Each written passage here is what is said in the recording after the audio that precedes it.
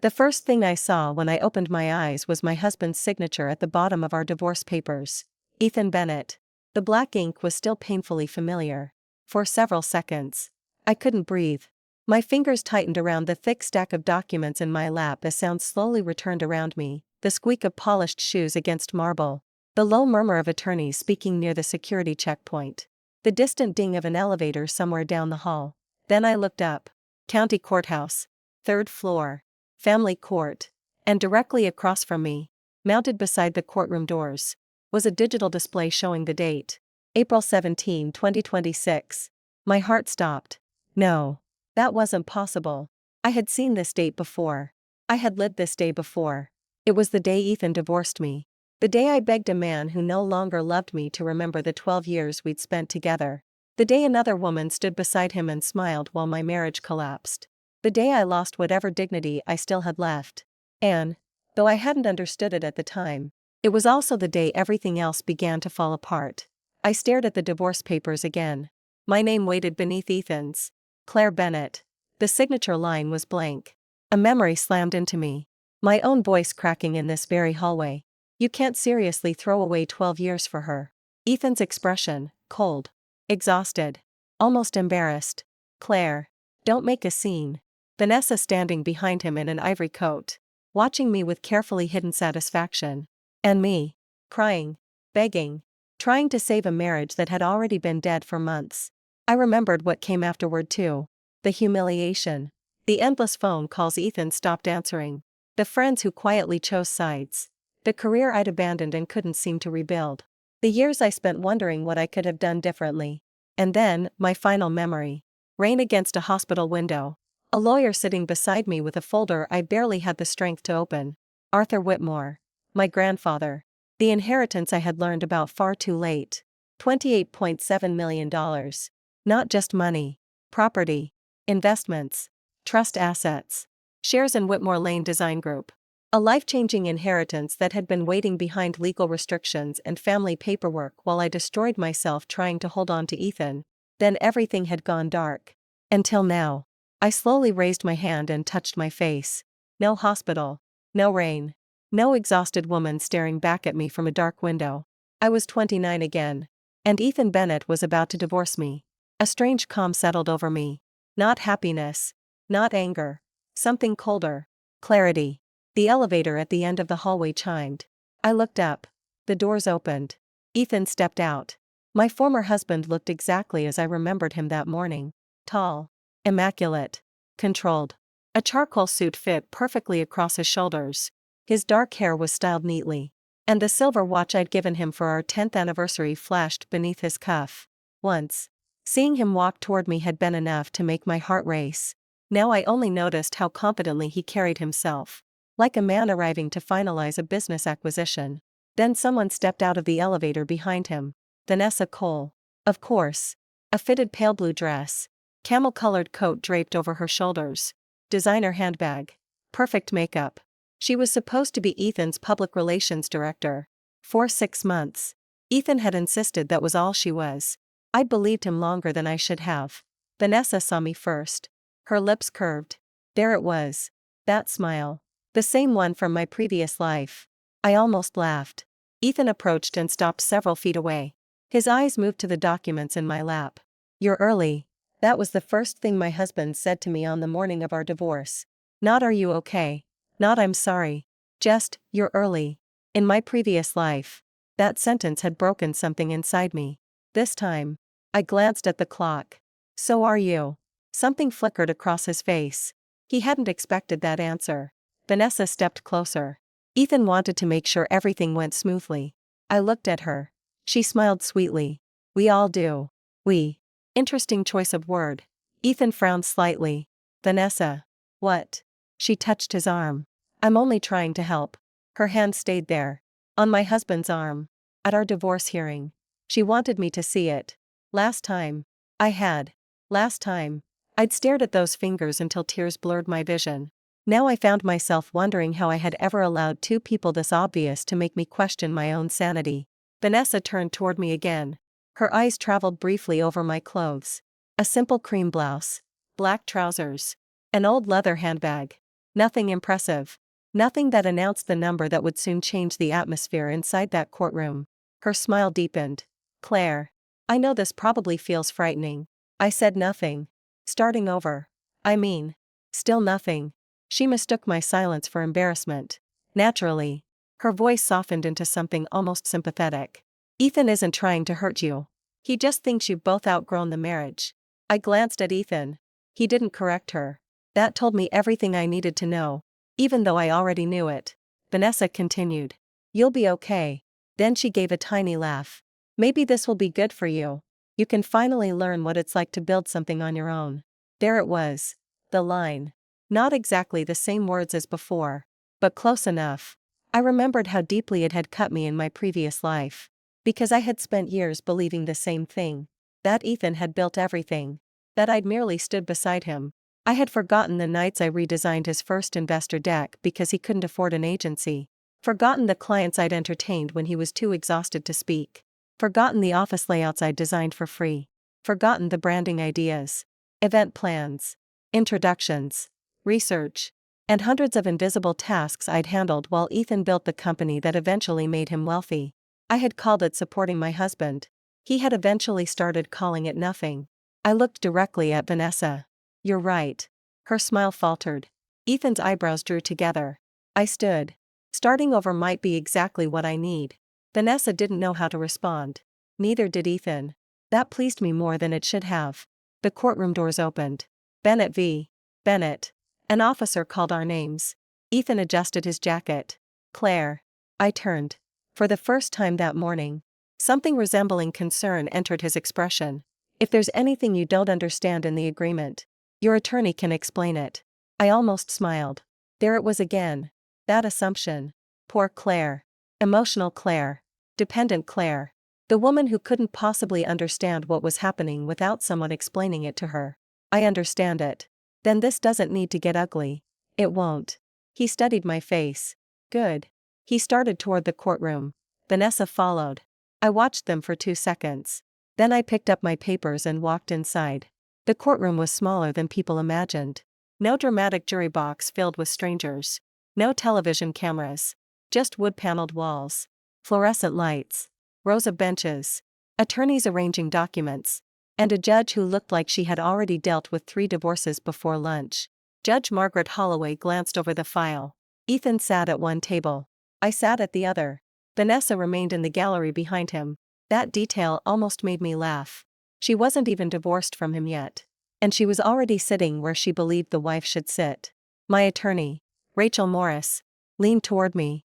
Claire. Are you sure? I looked at her. In my previous life, Rachel had asked me the same question. Back then I'd whispered, no. Then I'd spent nearly 40 minutes fighting every line of the settlement because fighting the agreement felt like fighting for my marriage. This time I said, completely. Rachel studied me. You were very upset when we spoke yesterday. I know. If you need more time, I don't. Across the room. Ethan looked over. Our eyes met. He seemed unsettled. Good. Judge Holloway began reviewing the petition. The language sounded painfully clinical. Irretrievable breakdown. Division of assets. Marital residence. Personal property. No children. No request for spousal support. 12 years reduced to legal terminology. I thought it would hurt more. Instead, I felt something almost like relief. Eventually, the judge looked at me. Mrs. Bennett. Yes, Your Honor. I understand there were previously objections to several provisions in this agreement. Ethan shifted slightly. Vanessa leaned forward. My attorney glanced at me one final time. I knew what everyone expected. A protest. Tears. A request for more time. Maybe another desperate attempt to make Ethan look at me the way he used to. Instead, I picked up the pen.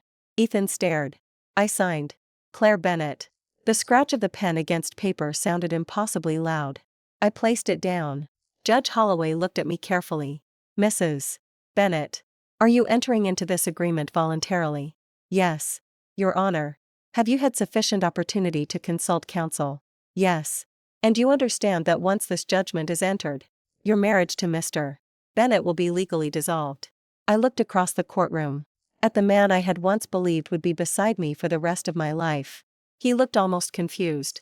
As if he'd spent so long preparing himself for my resistance that my acceptance felt like an insult. I understand. Judge Holloway nodded. Ethan's shoulders relaxed. Vanessa smiled. And something inside me finally let go. Not shattered. Not collapsed. Released. It was over. Then Judge Holloway paused. Her clerk approached the bench and handed her another folder. The judge opened it. Her expression changed. Before I enter the final judgment, there is an additional matter that appears to have become relevant this morning. Ethan's attorney looked up. Rachel frowned. I didn't move. I knew what was coming. Not every detail. My memories of this moment were blurred by how distraught I'd been the first time. But I remembered the number. I would never forget the number. Judge Holloway looked toward me. Mrs. Bennett. Are you familiar with the Whitmore Family Trust? Silence. Ethan slowly turned his head. Vanessa's smile disappeared. I folded my hands on the table. Yes, Your Honor. Ethan stared at me. Judge Holloway continued. This court received confirmation this morning regarding the final probate certification associated with the estate of Arthur James Whitmore. Ethan's attorney immediately began scanning his documents. The judge looked over her glasses. To be clear, these assets are being identified as separate inherited property and are not part of the marital estate before this court. Ethan's face changed. Only slightly. But I saw it. Vanessa leaned toward him and whispered something. He didn't answer. Judge Holloway turned another page. The certified valuation submitted to the court lists the inheritance presently transferring to Mrs. Bennett at approximately, she paused, $28,700,000. Nobody moved. Not Rachel. Not Ethan's attorney. Not Vanessa. Especially not Ethan. For 12 years. I had known every version of his face. Happy. Angry. Exhausted. Ambitious. Arrogant. Tender. Indifferent. But I had never seen this one. Pure disbelief. Vanessa's mouth actually parted. Judge Holloway continued speaking about documentation, separate property, trust administration, and confirmation that the inheritance would not alter the already agreed division of marital assets. I barely heard her. Because Ethan was staring at me. Not at the judge. Not at his attorney. At me. His expression asked the question before his mouth ever could. How? Then another. When did you know? And beneath both of those was something far more revealing. Who are you? I almost felt sorry for him. Almost. Because Ethan had spent years believing he knew exactly what I was worth. He'd just been corrected by a judge. The hearing ended 23 minutes later. Our marriage was officially dissolved. Outside the courtroom, Rachel hugged me. I'll call you this afternoon. There are several things we need to discuss. I know. And Claire. Yes. Her expression softened. You handled that better than I expected. So did I. She smiled and walked away. I had nearly reached the elevators when I heard my name. Claire. I kept walking. Claire. Footsteps came quickly behind me. A hand caught my arm. I stopped. Looked down at it. Then looked at Ethan. He immediately released me. Vanessa stood several yards behind him. Her face no longer carried that delicate little smile. What? I asked. Ethan stared at me. Up close. The cracks in his composure were easier to see. When did you know? Know what? His jaw tightened. Don't do that. I raised an eyebrow. The inheritance. I looked toward the elevator display. 6th floor. Coming down. Why does it matter? $28 million matters. There it was. Not your grandfather died. Not are you okay? Not why didn't you tell me about your family? $28 million matters. I smiled faintly. Apparently. His expression hardened. You knew before you signed. It wasn't a question. I looked at him. In my previous life, I would have explained everything. I would have told him about my grandfather. About the trust. About the complicated relationship between my mother and the Whitmore family. About why I hadn't expected to inherit anything. About how shocked I'd been. I would have desperately wanted Ethan to understand. This time, I didn't care whether he understood. Maybe. His eyes narrowed. Claire. The elevator chimed. The doors opened. I stepped inside. Ethan followed me halfway. I put one hand against the door. No. He froze. 4 years. That word had been almost impossible for me to say to him. It felt surprisingly easy now. We need to talk. We just spent months talking through lawyers. This is different. You're right. I looked directly into his eyes. It is. Vanessa reached us. Ethan. Let her go. Interesting. 20 minutes earlier. She'd been laughing at the idea of me starting over. Now she sounded nervous. Ethan ignored her. Why didn't you tell me? I pressed the button for the lobby. Because we're divorced. The doors began closing. He stared at me. Claire, I smiled. Not cruelly. Not triumphantly. Just peacefully. You wanted a new life. Ethan. The gap between the doors narrowed. So do I. The doors closed. For the first time in 12 years. My husband disappeared from view, and I didn't chase him. I leaned against the elevator wall and closed my eyes. $28.7 million.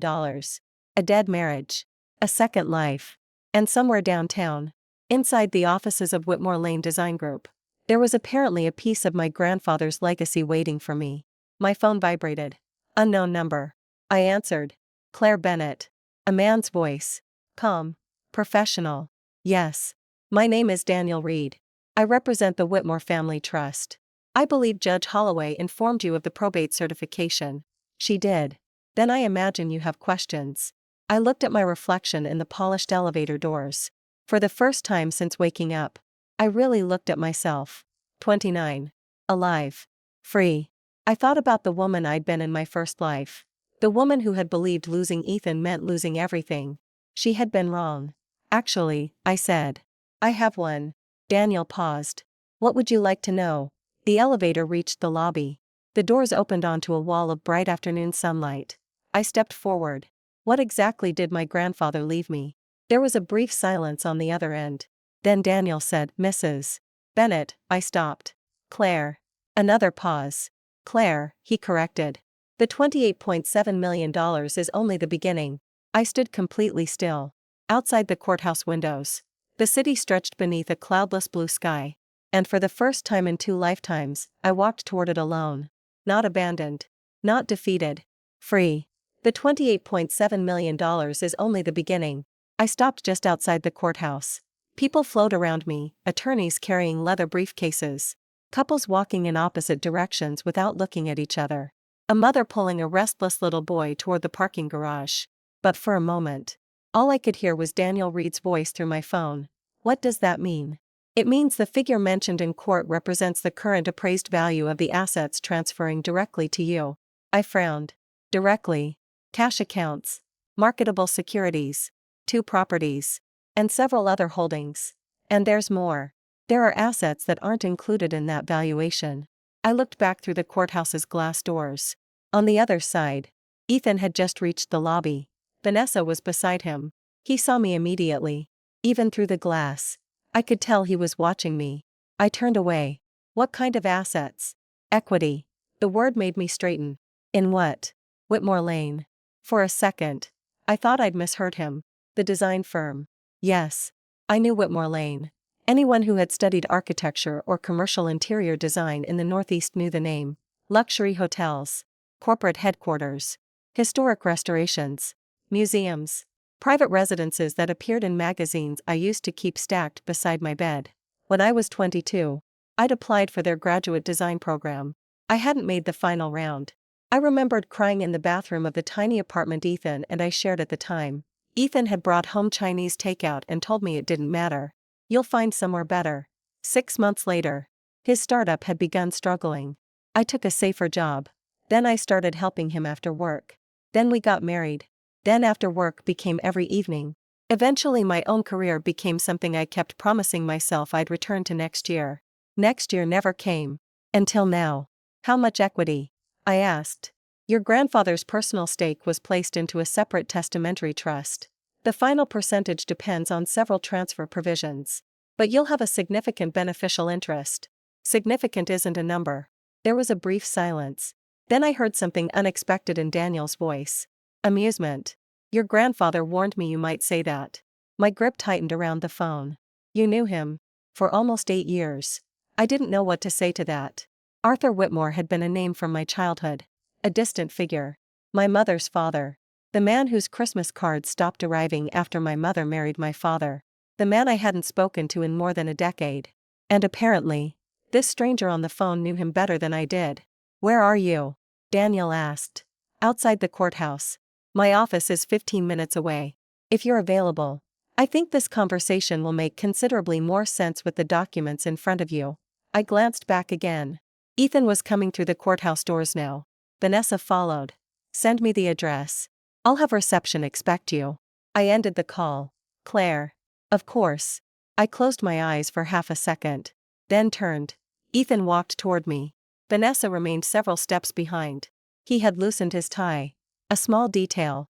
But I knew him well enough to understand what it meant. Ethan only did that when he was stressed. For some reason. That made me want to laugh. Our marriage ending hadn't stressed him enough to loosen his tie. My inheritance had. Who was that? I stared at him. He seemed to realize how the question sounded. Your lawyer. No. Someone from the trust. I slipped my phone into my bag. We're divorced. Ethan. His jaw tightened. You keep saying that like it erases 12 years. That almost impressed me. 20 minutes divorced. And he was already nostalgic. Interesting. What? Nothing. I started walking toward the curb. He followed. Claire. Stop. I did.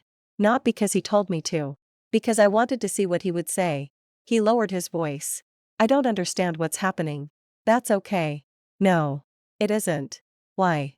Because your grandfather leaves you almost $30 million on the same morning our divorce is finalized. And you expect me to believe that's just some coincidence. I stared at him. Then it hit me. He thought I'd planned this. A laugh escaped me. A real one. Ethan looked offended. What exactly is funny? You. His expression darkened. You think I somehow arranged for my grandfather to die at the perfect time to ruin your divorce hearing. I didn't say that. You didn't need to. Claire. I'm asking whether you knew. And if I did. His mouth opened. Nothing came out. I stepped closer. Would you have changed your mind? His eyes flickered. There. That was the question. Not whether I had lied. Not whether the inheritance affected the settlement. Not whether I was okay after learning a family member had died. Would $28.7 million have changed his decision? Ethan looked away first. I don't know. I nodded. Then we're done. I turned. Vanessa finally stepped forward. She's trying to make you feel guilty. I looked at her. She was no longer smiling. Her face had gone tight around the mouth. Maybe she had begun to realize that the woman she'd mocked in the courthouse hallway was leaving with more than a signed divorce decree. Vanessa, Ethan warned. No. Seriously. She folded her arms. This whole thing is bizarre. She signs without arguing. Then suddenly there's a multi-million-dollar inheritance. I tilted my head. Are you suggesting I bribed the probate court? Her cheeks flushed. I didn't say that. You two really enjoy that sentence.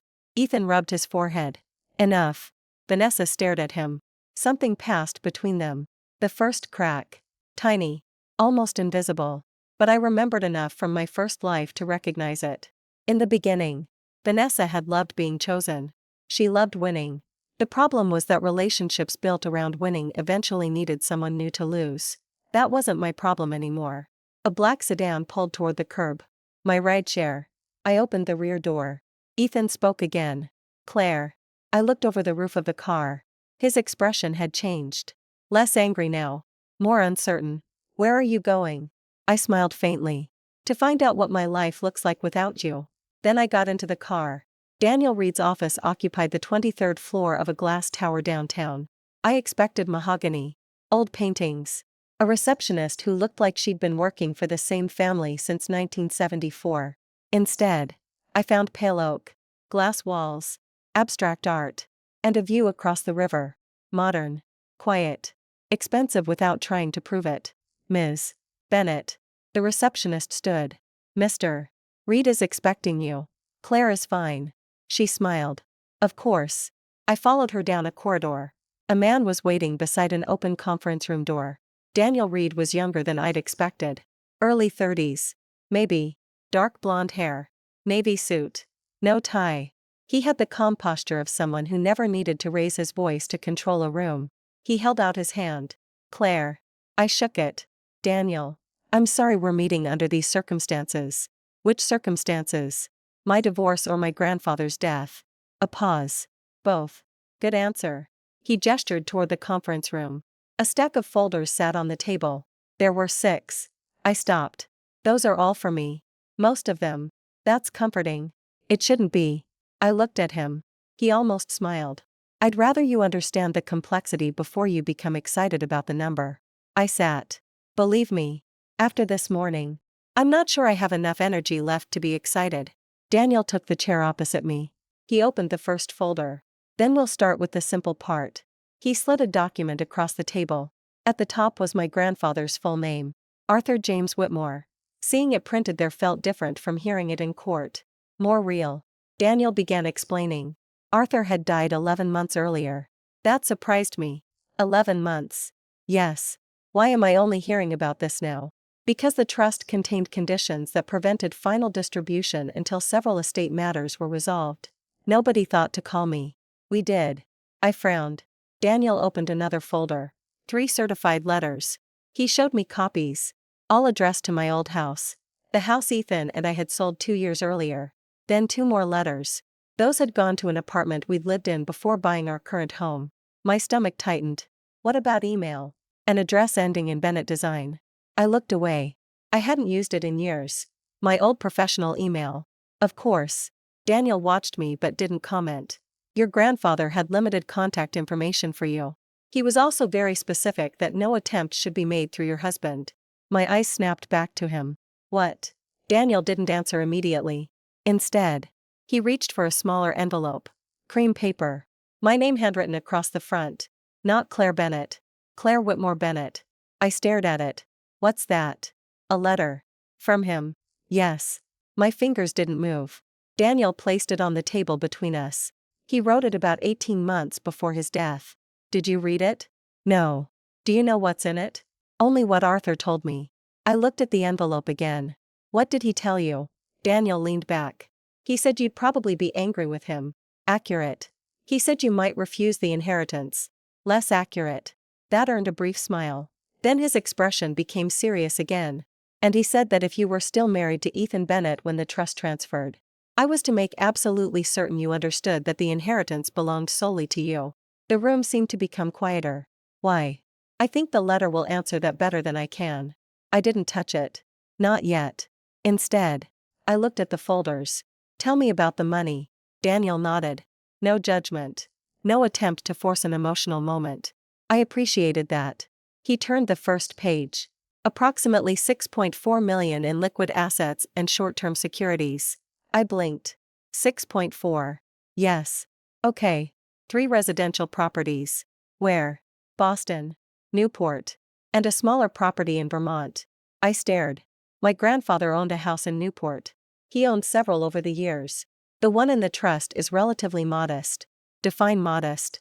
4 bedrooms. I laughed. Daniel continued as if this happened every day. Long-term securities and managed investment accounts currently valued at approximately $13.2 million. My brain stopped cooperating somewhere around 13. And the remainder? Personal holdings.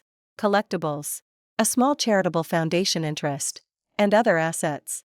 Which brings us to 28.7. Approximately. I leaned back. Approximately.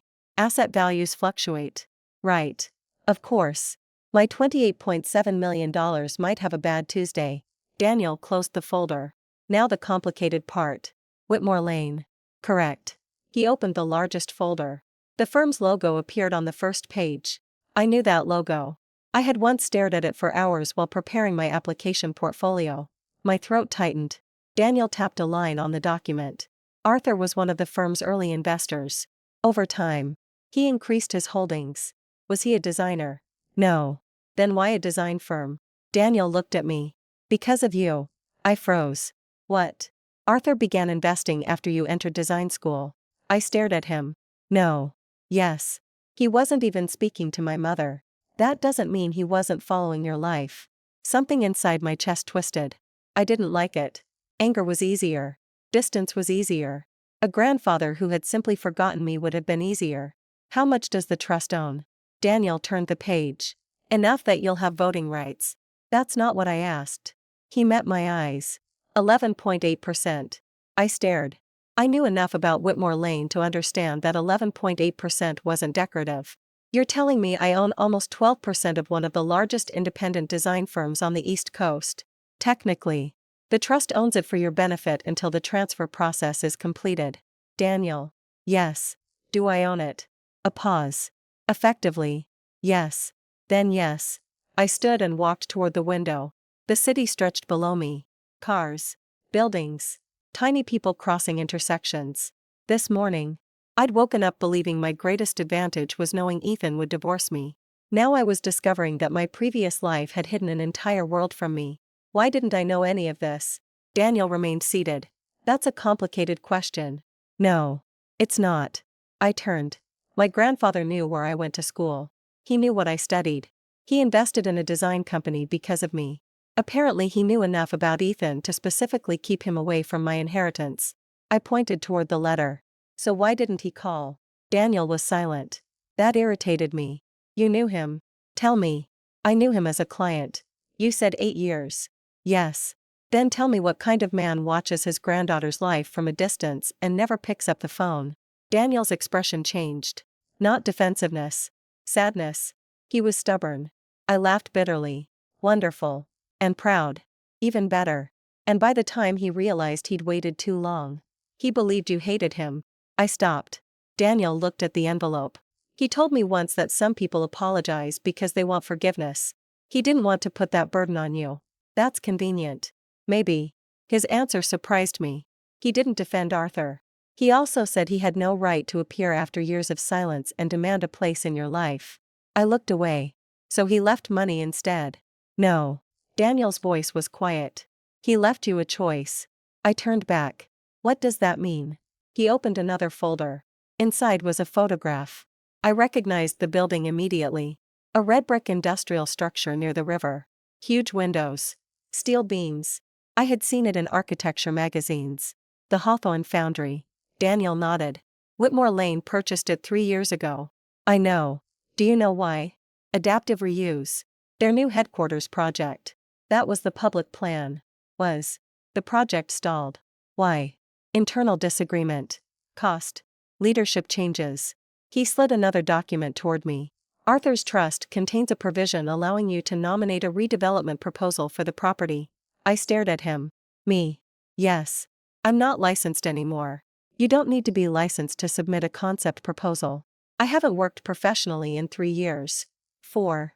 That hurt. I looked at him sharply. He didn't flinch. Your grandfather kept copies of your published work. My voice came out quieter. What published work? Your graduate projects. The boutique hotel renovation you worked on at Hart Ellis. The community library proposal. I hadn't thought about the library in years. I'd been 24. Ethan's company had been 6 months from running out of money. I had spent 3 weeks sleeping 4 hours a night to finish that proposal. It won a regional award. Ethan missed the ceremony because he had an investor dinner. I'd told everyone I didn't mind. I always said I didn't mind. Daniel opened a thin portfolio. My portfolio. My old portfolio. I reached for it before I could stop myself. The cover was scratched. Inside. Page after page of a life I barely recognized. Sketches. Floor plans. Renderings. Notes in my handwriting. Ideas. My ideas. Not Ethan's. Not his company.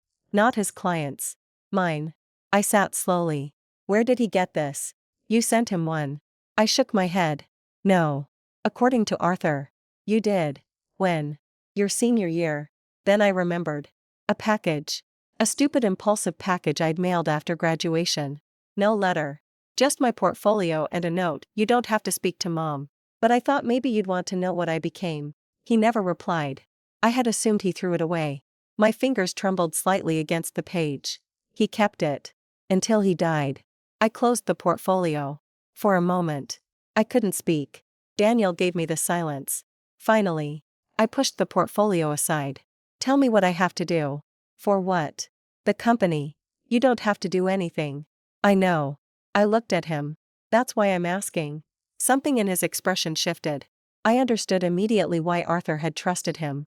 Daniel didn't look impressed by the inheritance. He didn't look curious about my divorce. He didn't look at me like a woman who had just become worth $28.7 million. He simply listened. First, he said. You need independent financial counsel. Fine. Second. Estate tax planning. Fine. Third. You need to decide whether you want an active or passive relationship with Whitmore Lane. Active. He paused. That was fast. I've had 2 lives to think about it. His eyebrows rose. I realized what I'd said. Figure of speech. Interesting figure of speech. I ignored that. What does active mean? It means meetings. Governance. Learning the firm's current structure. Understanding why Arthur gave you voting rights instead of simply liquidating his stake. And the foundry. That's optional. I looked at my old portfolio. No. Daniel waited.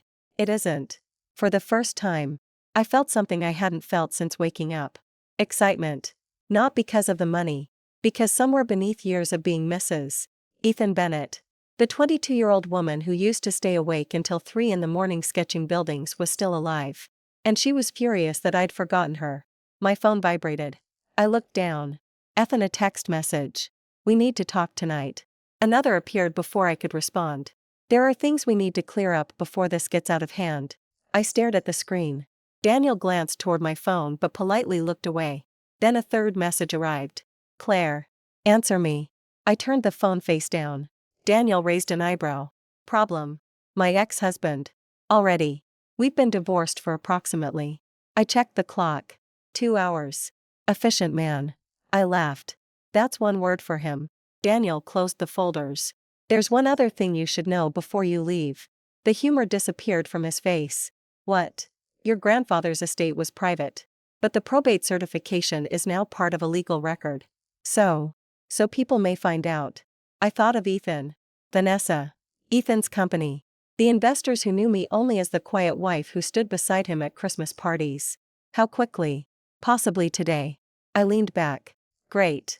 Claire. $28.7 million changes the way people behave. I looked at him. I noticed. I'm serious. So am I. He folded his hands. People who haven't called in years may suddenly remember your number. Business opportunities will appear. Old friends may become interested. Strangers may have excellent ideas for your money. And ex-husbands. Daniel's expression remained perfectly neutral. They're rarely improved by large inheritances. I laughed again. This time. It felt good. Then I looked at the cream envelope. My grandfather's letter. I picked it up. But I didn't open it.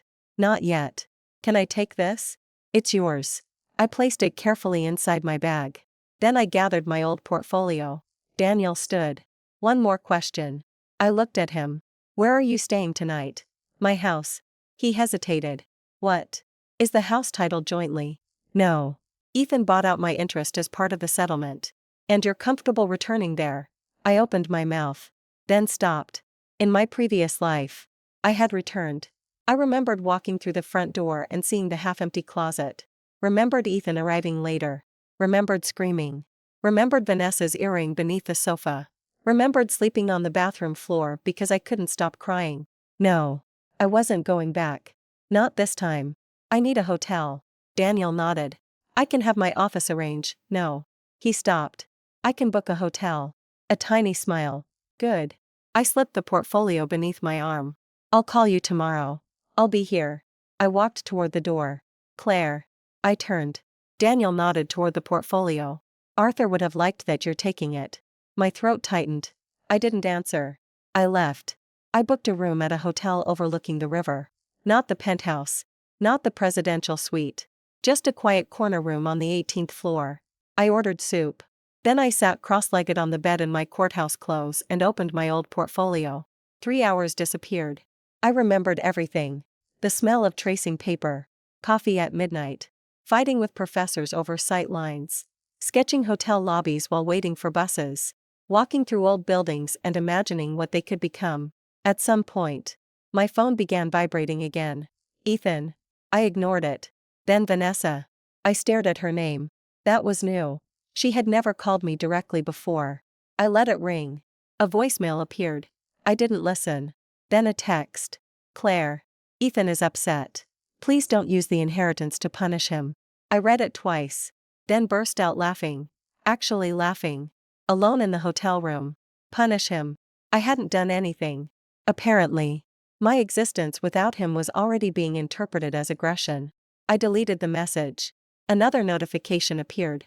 This one from an old college friend. Maya, is this you?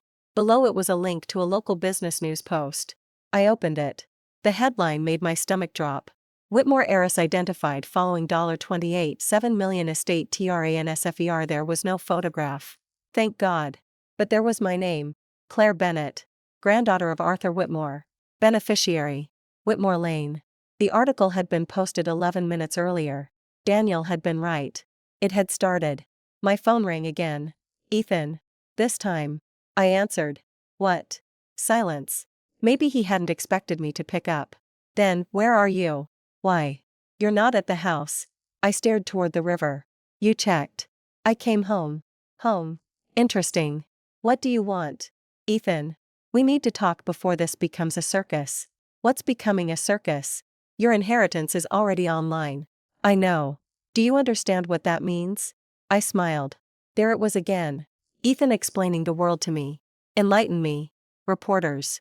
Investors. People digging into your family. My company could get dragged into this. And there it was. His company. Of course. Then tell them we're divorced. It's not that simple. It actually is. Claire. His voice dropped. The tone he used in boardrooms. The tone that once made employees straighten in their chairs. It used to work on me too. Not anymore. We were married for 12 years. Correct. If you knew this was coming. I had a right to know. No. You were my wife.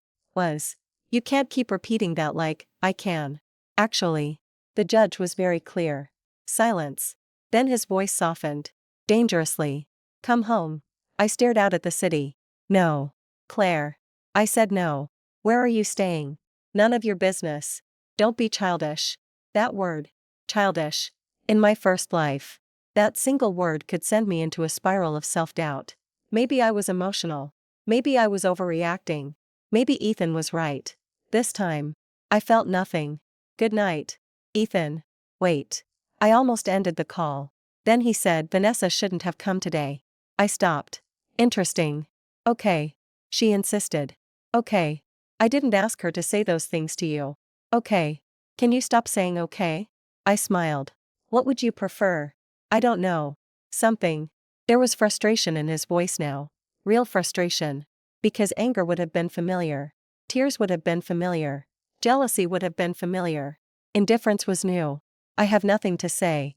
After 12 years. You had plenty to say when you filed. He went quiet. I closed my portfolio. Goodbye. Ethan. Claire. Don't. I ended the call. Then turned my phone off. The room became silent. For several minutes. I simply sat there. Then I remembered the envelope. My grandfather's letter. I took it from my bag. The paper felt heavier than it should have. I slid one finger beneath the flap. Inside was a handwritten letter. 3 pages. The first line stopped me. Claire, if you're reading this. Then I waited too long. I swallowed. And kept reading. He didn't ask for forgiveness. That surprised me. He told me he had been wrong. Wrong to let pride separate him from my mother. Wrong to believe there would always be more time. Wrong to watch my life from a distance because he was too ashamed to admit how much time he'd already wasted. Then I reached the paragraph that changed everything. I watched you build a life around a man whose ambition impressed me at first. My breath caught. I read on. Then I watched your name disappear from the work you loved. My eyes blurred. I watched you stop entering competitions.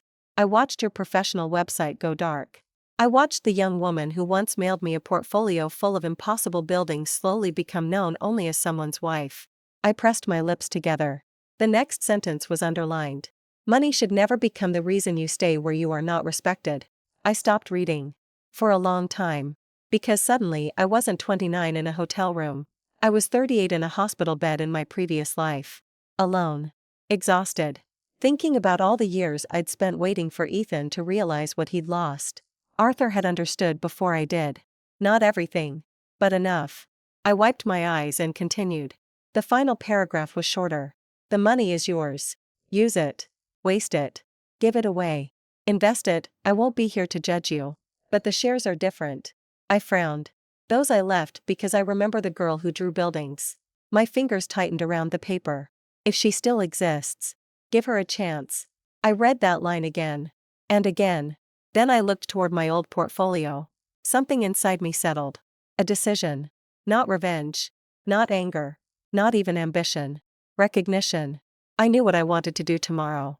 At 8:03 the next morning. I turned my phone back on. 47 notifications. 9 missed calls. 3 from Ethan. 2 from numbers I didn't recognize. 1 from my aunt, whom I hadn't spoken to in 6 years. And 3 from Vanessa. I ignored all of them. Then I called Daniel. He answered on the second ring. Good morning. I want to see Whitmore Lane. A pause. When? Today. Another pause. I can arrange a meeting next week. No. Claire, I don't want a board meeting. I don't want an announcement. I don't want anyone preparing for me. What do you want? I looked at my grandfather's letter lying beside the portfolio. I want to walk through the building. As what? Nobody. Daniel was quiet. Then, I can arrange that. Good. Anything else? Yes. I stood and walked toward the hotel window. Morning sunlight spilled across the river. I want the Hawthorne Foundry files. This silence lasted longer. All of them. Every drawing. Every rejected proposal. Every feasibility study. Every budget. That's several years of material. I have time. Daniel exhaled softly. Your grandfather really was right about you. I frowned. What did he say? Daniel's answer came with a smile I could hear through the phone. That once you started asking questions about a building, nobody would get any sleep. For the first time since learning Arthur was dead. I smiled without sadness. Then you'd better make coffee. I ended the call. Across the city. My ex-husband was probably trying to understand why I hadn't come home. Vanessa was probably trying to understand why winning him no longer felt like winning. And dozens of strangers were probably trying to understand what Claire Bennett intended to do with $28.7 million. They could keep wondering. Because for the first time in years, I wasn't thinking about Ethan. I wasn't thinking about the divorce. I wasn't even thinking about the inheritance. I was thinking about a red brick factory beside the river. 40-foot windows. Old steel trusses. A neglected courtyard. And all the things it could become. My second life had started in a courtroom. But it wasn't going to be built there. Whitmore Lane occupied 7 floors of a renovated limestone building near the river. I knew that before I ever stepped inside. Years ago, when I still kept architecture magazines stacked beside my bed, I had memorized every article about the firm's headquarters renovation. Open staircases. Exposed steel. Warm oak. A central atrium designed to pull daylight through all 7 floors. Back then, the building had seemed like another world. A place for people whose careers were actually going somewhere. Now I stood across the street with a paper coffee cup in one hand and my grandfather's voting rights waiting for me on the other side of the glass. It was strange what a second life could do to perspective. You're early. Daniel's voice came from behind me. I turned. He wore a gray overcoat over his suit and carried a slim leather folder under one arm. You said 9. It's 8:43. I know. That qualifies as early. I took another sip of coffee. You're beginning to sound like Ethan. Daniel stopped walking. That seems unnecessarily cruel. I laughed despite myself. Sorry. I'll recover. He came to stand beside me and looked up at the building. So, last chance to change your mind. About what? Walking in anonymously. You think it's a bad idea. I think it's unusual. Same thing. No. He glanced at me. I think you're trying to see the company before the company sees you. Exactly. Then I think it's smart. I looked at him. You're very agreeable for a lawyer. I bill by the hour. Agreement is efficient. Now you sound like a lawyer. Better. We crossed the street. The lobby was exactly as I remembered from photographs. Only better. Daylight poured through the atrium. A suspended sculptural staircase cut diagonally through the space. Employees moved between floors carrying material samples. Rolled drawings. Laptops. Coffee. On one wall. A digital screen rotated through current projects. A waterfront hotel in Charleston. A research center in Cambridge. A private arts campus outside Philadelphia. Then the Hawthorne Foundry appeared. I stopped. The rendering showed the building wrapped in glass additions and polished landscaping. It looked expensive. Clean. Impressive. And wrong. Daniel noticed. What? Nothing. That's not a nothing face. I studied the rendering. They're trying too hard to make it new. Daniel said nothing. I pointed toward the screen. They've erased the reason anyone would care about the building in the first place. Which is the age. He looked at me. The industrial character. The awkwardness. The scars. Scars. Old buildings have memory. Daniel's eyebrows lifted slightly. You've been here 30 seconds. And I'm already annoyed. Arthur would be delighted. I ignored that. A receptionist greeted Daniel by name. He told her I was a consultant reviewing archival material. Technically not a lie. She handed me a temporary badge. No surname. Just Claire. Consultante stared at it. For some reason, that tiny card hit me harder than seeing $28.7 million printed in legal documents. Consultant. Not wife. Not Mrs. Bennett. Not Ethan's plus one. Claire. I clipped it to my coat. Ready? Daniel asked. Yes. The first 3 floors were mostly design studios. Long tables. Pinned up plans. Material libraries. Scale models. People arguing about stone samples like national security depended on it. I loved it immediately. That annoyed me. Because loving it proved how much I'd missed. A junior designer nearly collided with me while backing away from a wall covered in elevations. Sorry. No problem. She looked down at my badge. Consultant. Apparently. She laughed. Good luck. Why? She pointed toward the wall. Hotel client changed the brief again. I looked at the plans without thinking. The circulation path from the lobby to the ballroom cut directly through the arrival zone. Bad. Very bad. You're going to bottleneck every event. She blinked. What? I pointed. Guests arriving for the Ballroom Cross Hotel check-in traffic here. She leaned closer. That's what I said. A man at the next table looked over. No. You said the lobby felt crowded. It is crowded. Because the circulation is wrong. Both of them looked at me now. I should have walked away. Instead, I stepped closer. If you rotate the ballroom access and move the secondary reception desk here, you separate guest flow without losing floor area. The man stared at the drawing. The junior designer grabbed tracing paper. Wait. She started sketching. Daniel stood several feet away with his hands in his coat pockets. Watching. I pretended not to notice. 5 minutes later, there were 4 people around the table. Then 6. Someone asked where I worked. I hesitated. Independent. Technically true. The junior designer looked impressed. Do you specialize in hospitality? Not anymore. That's a weird answer. It was a weird career. She laughed. Daniel cleared his throat. I glanced at him. He tapped his watch. Right. Anonymous tour. Not accidental design review.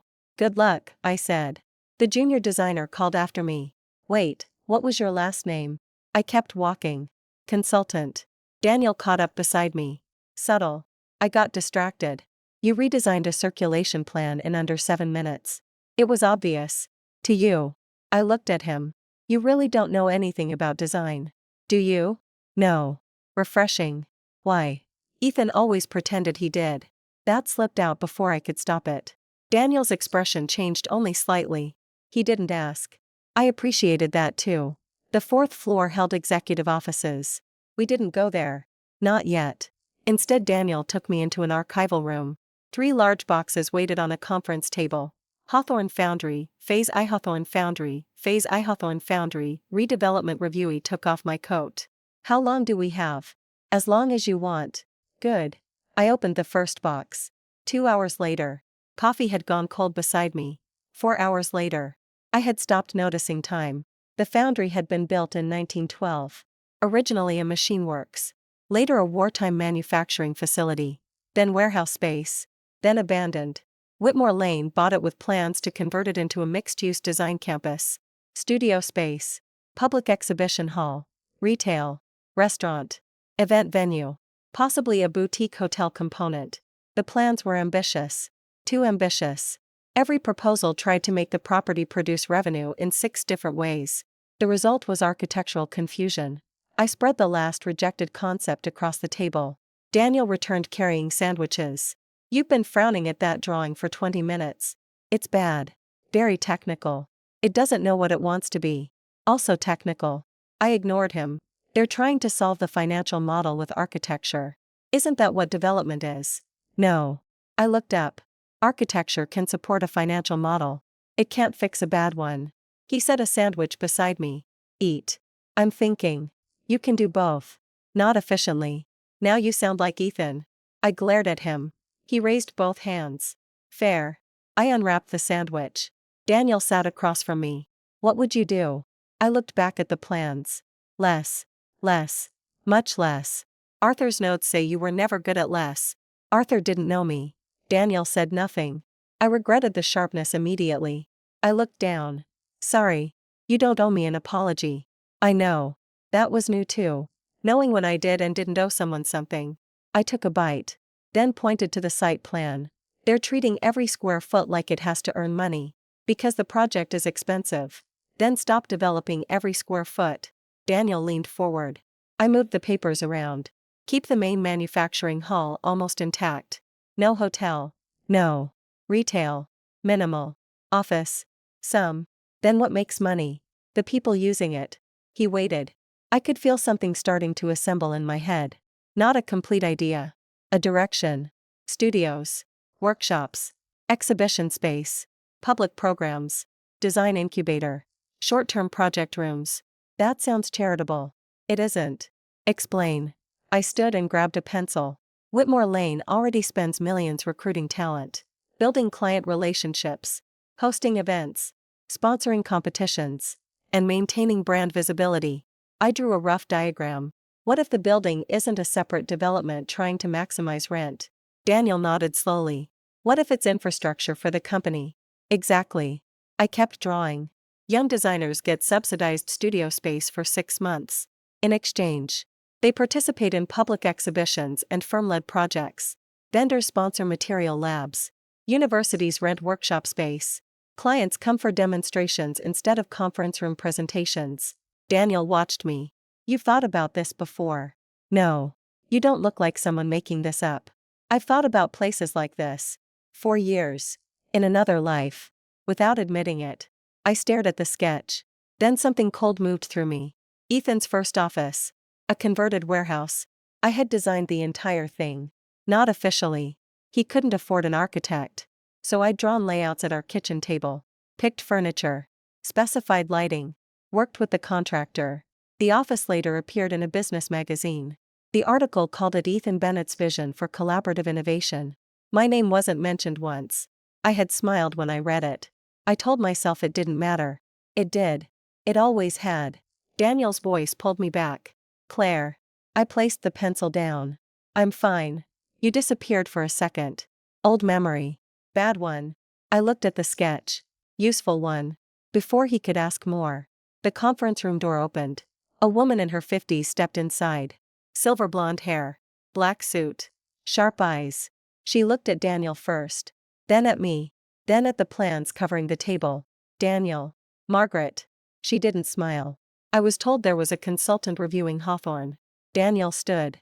There is. Her attention shifted to me. And you are. I stood too. Claire. She waited for a surname. I didn't provide one. Her eyes narrowed slightly. Margaret Lane. I knew the name immediately. Chief Creative Officer. Daughter of one of the firm's founders. Minority shareholder. One of the people who would eventually have to deal with the fact that I now controlled nearly 12% of the company. Interesting. She stepped toward the table. What exactly are you consulting on? Nothing yet. Then why are my project files open? Because I asked to see them. On whose authority? Daniel started to speak. I stopped him with a glance. Mine. I didn't know why. But suddenly I wanted to answer this myself. Arthur Whitmore's. Margaret went still. Not visibly. But enough. Her gaze moved back to me. This time she really looked. My face. My eyes. My badge. Something clicked. Claire Bennett. There it was. The room changed. I hated how fast it happened. 2 seconds ago. I had been a consultant. Now I was the heiress. Daniel's expression remained neutral. Margaret's did not. You're Arthur's granddaughter. Yes. And you inherited his shares. I did. She looked at the sketch on the table. Then I suppose you're here to tell us what to do. There was no warmth in her voice. Good. I preferred hostility to fake excitement. No. That surprised her. I came to see what you're doing. Anne. I looked at the rejected rendering. I think you're ruining the foundry. Daniel closed his eyes for half a second. Margaret stared at me. Then, unexpectedly, she laughed. Not politely. Actually laughed. Arthur's granddaughter. I folded my arms. Is that a compliment? Not remotely. Good. She moved closer to the plans. Tell me why we're ruining it. Daniel glanced at me as if to say be careful. I ignored him. Because every version treats the building like a financial problem. It is a financial problem. That's why every version fails. Margaret looked at the sketch I'd made. What's this? Nothing. You're drawing in pencil on a $4 million project file. I assumed the pencil wasn't 4 million. Her mouth twitched. Barely. Then she picked up the sheet. For the next 20 minutes, she interrogated me. Not politely. Not gently. Questions about operating costs, programming, circulation, revenue, public access, code compliance, parking, partnerships. I didn't know every answer. When I didn't, I said so. That seemed to surprise her more than anything. Finally, she set the drawing down. You haven't practiced in years. 4. Your license. Inactive. Management experience. None at this scale. Development experience. Indirect. Meaning. My ex-husband built commercial offices. I handled more of the physical planning than anyone ever put on paper. Margaret studied me. That answer sounds bitter. It probably is. Bitterness is expensive in business. So is arrogance. Daniel stared at the ceiling. Margaret's eyes sharpened. Then she smiled. Not kindly. I liked her immediately. Board meeting Thursday. Daniel looked at her. Margaret, she ignored him. If you're going to exercise voting rights, come. I plan to. Good. She picked up my sketch. I'm keeping this. It's terrible. It's unfinished. Same thing. No. She looked directly at me. Unfinished means it might become something. Then she walked out. The door closed. Silence. Daniel slowly turned toward me. What? You told Margaret Lane she was ruining her own project. I said the firm was ruining it. Important distinction. She asked. She did. He looked toward the door. And somehow you're invited to the board meeting. I was already entitled to attend. That's not the same as being invited. I sat back down. My heart was beating faster. Not from fear. From something close to joy. She liked the idea. She liked arguing with you. Same thing. No. Close. Daniel shook his head. You're enjoying this. I looked at the plans. Yes. I was. And that realization frightened me more than the inheritance. Because money could disappear. This feeling had been missing for years. By late afternoon, news about my inheritance had spread further. Much further. When I finally left Whitmore Lane, 3 reporters were waiting across the street. Daniel swore quietly. How did they know you were here? Maybe I'm incredibly famous now. Don't joke. I coped through bad timing. He guided me toward a side exit. My phone was vibrating constantly. I glanced at the screen. 8 new messages from people I barely remembered. A former college roommate. A cousin. A woman from a charity committee who had ignored me for 2 years. And Ethan. Of course. His message was short. We need to meet tonight. I deleted it. Daniel noticed. You may need a communication strategy. I'm not a corporation. You're now a person whose finances are public interest gossip. That's depressing. It's temporary. How temporary? Depends how boring you are. I looked at him. I intend to become extremely boring. Excellent plan. We reached the parking garage. Then my phone rang again. This time it wasn't Ethan. It was Maya. I answered immediately. Please tell me you're alive. I smiled. Hello to you too, Claire. What the hell is happening? Maya Santos had been my closest friend in college. We had drifted over the years. Not because of a fight. Because I kept canceling. Ethan had a dinner. Ethan needed help. Ethan had investors in town. Eventually Maya stopped asking. I had regretted that in my first life. That's a long story. I saw your name in the news. I know. $28.7 million. Apparently. I've had a complicated 24 hours. Are you still married? No. Silence. Then, oh. Another pause. Do I need to hate him? I laughed. You already did. I was trying to be mature. You were terrible at it. I know. Her voice softened. Are you okay? The question hit harder than expected. Because unlike Ethan's questions, it wasn't followed by anything she wanted. No inheritance. No explanation. Just me. Yes. I looked back at Whitmore Lane. For the first time in a long time, I think I actually am. Maya exhaled. Good. Then. Instantly, now tell me everything. I laughed. Tomorrow. Tonight. Tomorrow. I know where you used to live. I don't live there anymore. A pause. Okay. That sounded important. It is. Tomorrow. Tomorrow. Coffee. Coffee. Good. We hung up. Daniel had politely walked several feet away. When I turned, he was checking his phone. Old friend. Yes. One who didn't ask for money. Not yet. Promising. I smiled. Then my phone buzzed again. A photo message. From Vanessa. I opened it. A picture of the house. My old house. The front door. 2 suitcases on the porch. My suitcases. For a second, I couldn't breathe. Then the text beneath appeared. I thought you might want these before Ethan has the rest packed. There it was. The old humiliation. The version of Vanessa who needed to make sure I understood she had moved into the space I'd left behind. In my first life. That photo had destroyed me. Not exactly this photo, but one like it. Vanessa in my kitchen. Vanessa wearing Ethan's shirt. Vanessa occupying my life before the divorce papers were even cold. I stared at the screen. Daniel noticed my expression. What happened? Nothing. That's definitely not a nothing face. I handed him the phone. He read the message. His expression hardened. Do you want me to call your divorce attorney? No. Those are your belongings. I know. She shouldn't be touching them. I know. He handed the phone back. What are you going to do? I looked at the photograph. Then I zoomed in. 2 suitcases. 1 cardboard box. Most of what mattered wasn't there. My drawings. My books. My grandmother's jewelry. My old portfolio was already with me. Everything else. Replaceable. In my previous life, I had treated that house like proof that my marriage existed. Now it looked like what it really was. A building Ethan owned. A life I had already left. I typed a reply. Keep the suitcases on the porch. A courier will collect them tomorrow. Vanessa responded almost immediately. That's it. I smiled. That question told me everything. She wanted a fight. Needed one. Because without my jealousy, she wasn't winning anything. I typed, that's it. Then I blocked her number. Daniel watched. Better. Much. Good. I put the phone away. We walked toward his car.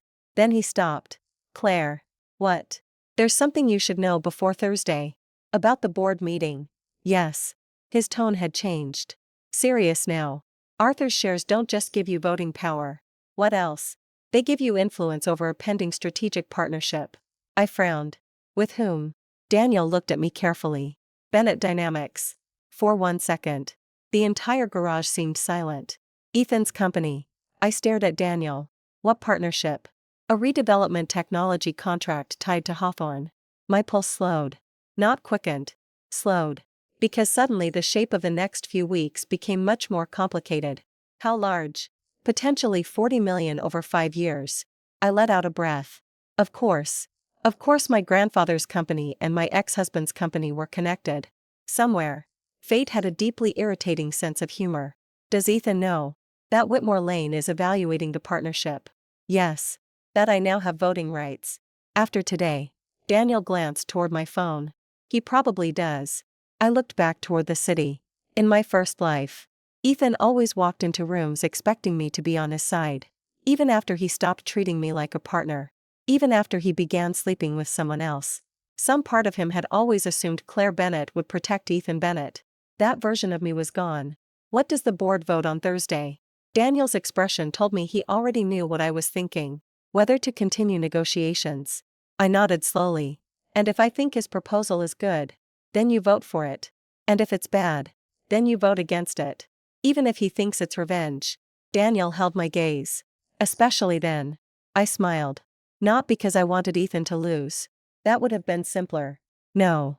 I smiled because for the first time in our entire relationship, Ethan was about to enter a room where my opinion mattered, and he couldn't dismiss it because I was his wife. Thursday suddenly felt very far away. And very close. Thursday arrived with rain. Not a storm. Just a steady gray drizzle that blurred the city into glass and silver. I stood in front of the mirror in my hotel room and buttoned a black blazer over a white silk blouse. For several seconds, I simply looked at myself. No wedding ring. No necklace Ethan had bought me. No attempt to dress like the wife of a CEO. Just me. Claire. I had spent years attending meetings with Ethan. Not inside them. Around them. I waited in hotel lobbies while he met investors. I sat at the far end of conference tables during company dinners. I smiled when he introduced me as my wife. Claire. Never as a designer. Never as the woman who had helped build the physical identity of his first 3 offices. Never as the person who had quietly rewritten presentations at midnight because Ethan was too tired to realize his numbers made no sense. Wife. That single word had swallowed every other version of me. Today, for the first time, I was walking into a room where nobody could reduce me to that. My phone vibrated on the dresser. A message from Daniel. Car downstairs. Board packet is in the back seat. Then another. Read Appendix C before you vote on anything. I smiled. Already did. His reply came almost immediately. Of course you did. I picked up my bag. Then hesitated. On the desk beside the window sat Arthur's letter. I had read it every night since opening it. Especially one line. If she still exists, give her a chance. I folded the letter carefully and slipped it into the inside pocket of my bag. Not for luck. I didn't believe in luck anymore. For memory. Then I went downstairs. Daniel was waiting in the lobby. He looked at me once. Then nodded. Good. I raised an eyebrow. That's all. What were you expecting? I don't know. Some dramatic lawyer speech. You look prepared. I am. Then dramatic speeches are inefficient. You're getting predictable. That's dangerous. We walked outside. A black car waited beneath the awning. The rain had turned the street shiny. Once we were inside, Daniel handed me a thick board packet. I opened directly to Appendix C. He noticed. You really did read it. I told you. Most people say that. Most people are lying. Most people read executive summaries and pretend the rest magically entered their brains. I couldn't sleep. That helps. I looked out the window. Tell me what I'm walking into. Daniel leaned back. 7 voting directors. Plus me. Plus you.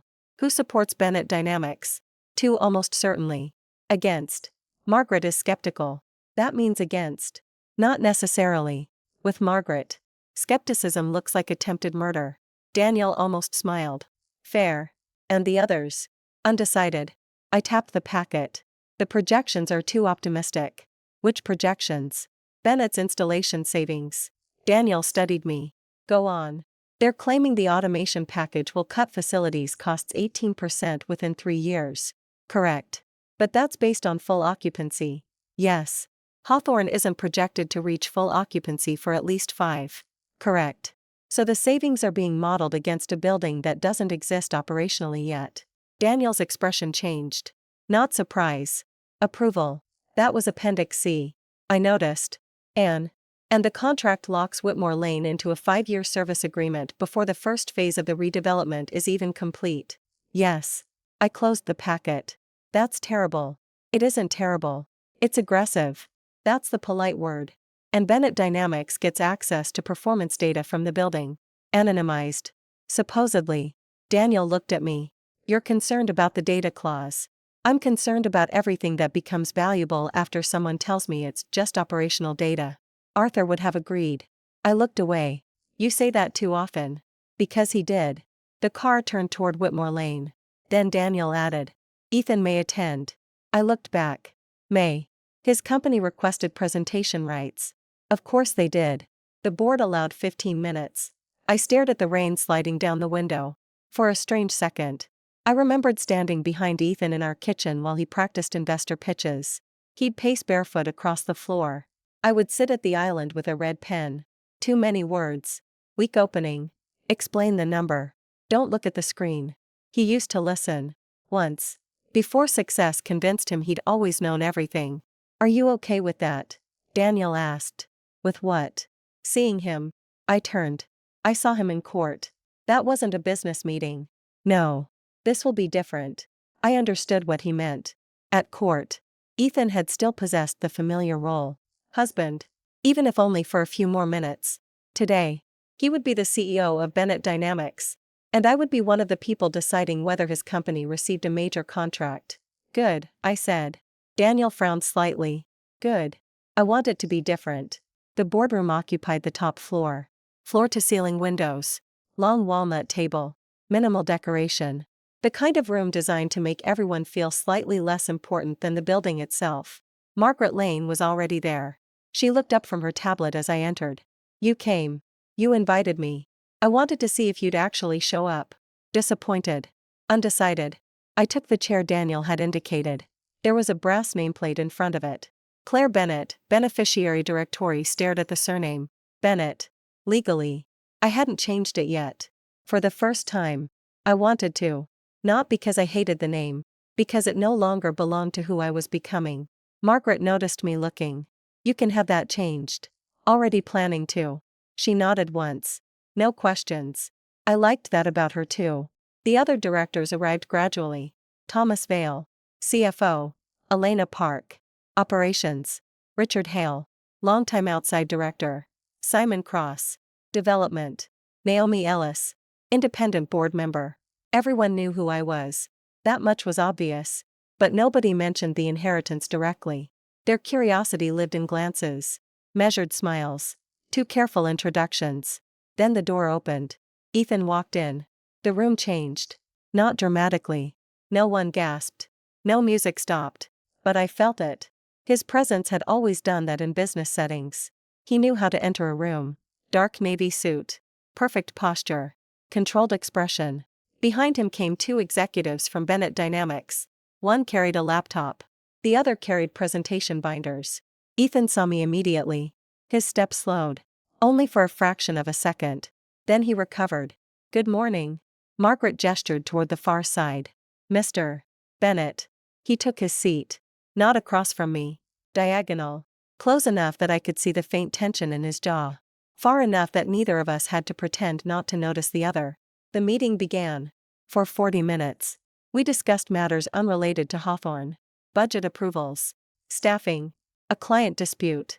Capital expenditure. I spoke only when necessary. Mostly. I listened.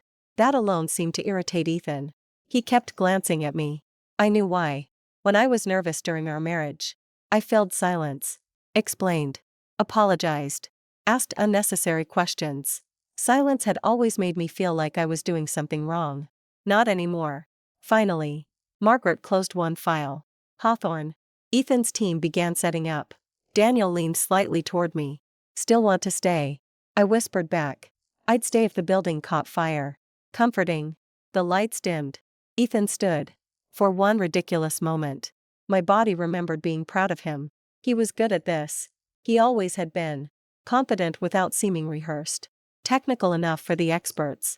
Simple enough for everyone else. A natural storyteller. He began with the foundry's problems. High operating costs. Fragmented systems. Uncertain occupancy. Energy inefficiency. Then Bennett Dynamics solution. Integrated building management. Adaptive energy controls. Occupancy tracking. Security automation. Environmental monitoring. Predictive maintenance. The presentation was polished. Very polished. I recognized some of the phrasing. I had helped him develop that rhythm years ago. Problem. Cost. Vision. Solution. Future. For a second. I wondered how much of Ethan's success still carried invisible pieces of me. Then I stopped. It didn't matter. What mattered was whether the proposal was good. Ethan finished. With the right infrastructure. Hawthorne doesn't have to become another beautiful restoration that costs more to operate than it earns. His eyes moved across the board. Then landed on me. It can become a model for how legacy architecture enters the future. A good line. Very good. Margaret leaned back. Questions. Richard asked about installation timelines. Naomi asked about cybersecurity. Thomas asked about cost overruns. Ethan answered smoothly. Then Margaret looked at me. Claire. Ethan's attention sharpened. I opened the packet. Your occupancy assumptions are wrong. Silence. One of Ethan's executives shifted. Ethan didn't. How? Your 3-year operating savings model assumes 85% average occupancy by year 2. That's based on the development team's forecast. It isn't anymore. Simon Cross looked down. Interesting. I continued. The revised Hawthorne model projects staged occupancy. 42% year 1. 58 year 2. 71 year 3. Ethan turned toward Simon. That wasn't in the materials we received. It was updated Monday, Simon said. And nobody sent it. Margaret's voice cut through. We're not here to audit email habits. Ethan's jaw tightened. I continued. Using the revised occupancy model. Your savings estimate drops. Not necessarily. Yes. He looked at me. For the first time. The room disappeared. It felt like our kitchen again. Ethan pacing. Me correcting. Except now he couldn't wave away the problem because dinner was getting cold. Claire, he said carefully. Systems efficiency isn't linear with occupancy. I know. A tiny pause. I turned to Appendix C. That's why I adjusted for fixed load consumption. The CFO looked up. Ethan said nothing. I slid a sheet toward the center. Your own engineering appendix assumes a 41% fixed baseload. Thomas reached for the document. I continued. At the new occupancy ramp. The 18% reduction doesn't happen within 3 years. Thomas scanned the figures. What does? 9.6. He looked at Bennett's CFO. The man frowned. We'd need to rerun the model. Please do. Ethan's eyes stayed on me.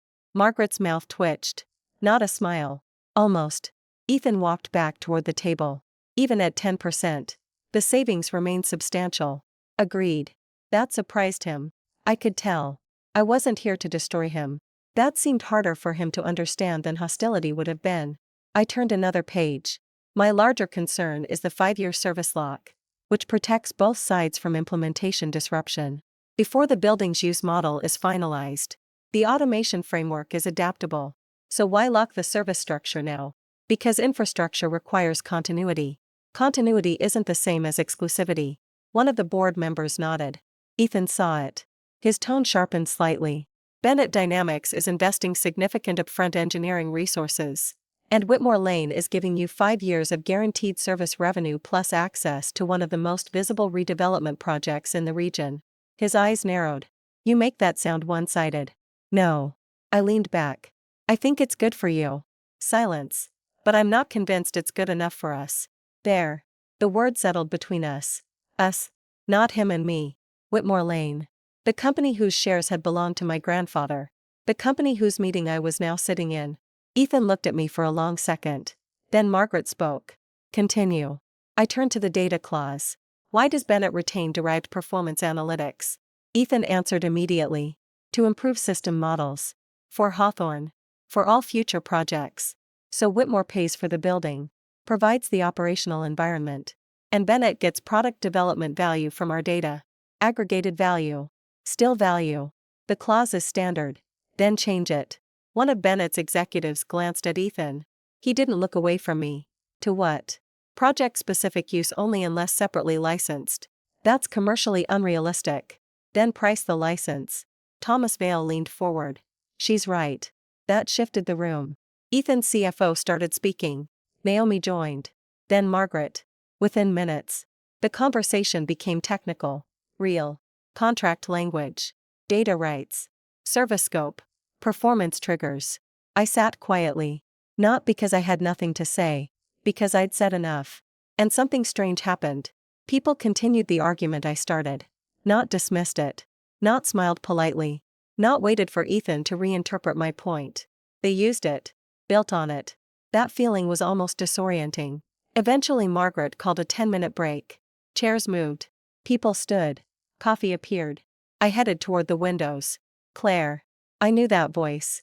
I kept looking at the city. Ethan came to stand beside me. Close. Not too close. He had learned at least one thing from the courthouse elevator. You prepared. I almost smiled. Did you think I wouldn't? No. Lie. I turned. He lowered his voice. You've never worked with building automation. I know how to read. That's not what I meant. What did you mean? He glanced toward the other directors. Then back at me. This isn't a game. I stared at him. Do you think I'm playing one? I think you're angry. About the divorce. About everything. And therefore I need to know whether you're evaluating the proposal or evaluating me. There it was. The question I'd expected. I folded my arms. If your proposal is strong, I'll support it. He looked surprised. If it's weak, I won't. That simple. Yes. After what happened. We're discussing a $40 million business relationship. His expression changed. You're saying what happened between us doesn't matter. It matters to me. I paused. It doesn't get a vote. For some reason. That landed harder than an insult. He looked away. Rain traced thin lines down the windows. Then he said quietly. You used to help me prepare for meetings like this. I know. I kept thinking about that while I was presenting. I didn't answer. He looked back at me. You noticed the occupancy issue before my team did. Apparently. They should have caught it. Yes. Would you have told me before? Before. When I was his wife. I knew exactly what he meant. Yes. His jaw tightened. Even if it hurt your position. My position wasn't against you. Ethan. It feels like it is now. No. I looked directly at him. For the first time. My position simply isn't automatically yours. He went still. There it was. The real wound. He had mistaken loyalty for ownership. For 12 years. Maybe I had too. Before he could respond, Vanessa entered the boardroom. I blinked. Of course. She wore a fitted burgundy suit and carried a tablet. PR director. Business meeting. Perfectly legitimate. Still somehow absurd. Her eyes found Ethan beside me. Then me. Her expression changed. Only slightly. She walked over. Ethan. The press team needs approval on the partnership language. He stepped away from the window. Later. We're supposed to release something after the vote. There may not be a vote today. Vanessa looked at me. Why not? Ethan's silence answered. Her gaze sharpened. Oh. One syllable. So much inside it. I almost admired her efficiency. Claire has concerns, Ethan said. Vanessa smiled. Not sweetly this time. Of course she does. I looked at her. Ethan's expression hardened. Vanessa. What? Everyone knows this contract has been under negotiation for months. Which doesn't make it immune to review, I said. She gave me a tiny laugh. You're reviewing $40 million in technology contracts now. There it was. The same woman from the courthouse hallway. The same instinct. Reduce me. Make me smaller. Put me back where she understood me. Once. It had worked. I smiled. Apparently. Vanessa's expression tightened. Ethan looked uncomfortable. Good. Let him. She stepped closer. I just think everyone should be careful about personal feelings affecting business. Margaret's voice came from behind us. So do I. Vanessa turned. Margaret stood several feet away holding a cup of coffee. Which is why we evaluate the contract instead of the relationship history. Vanessa flushed. I didn't mean, I know exactly what you meant. Margaret walked past us. Break's over. Vanessa stood frozen. I returned to my chair. Ethan followed. For the first time. He didn't look at Vanessa. The meeting lasted another 2 hours. No final vote. Instead, the board directed Bennett Dynamics to revise the proposal. Lower exclusivity. New occupancy assumptions. Clearer performance guarantees. Separate licensing terms for data. Ethan agreed.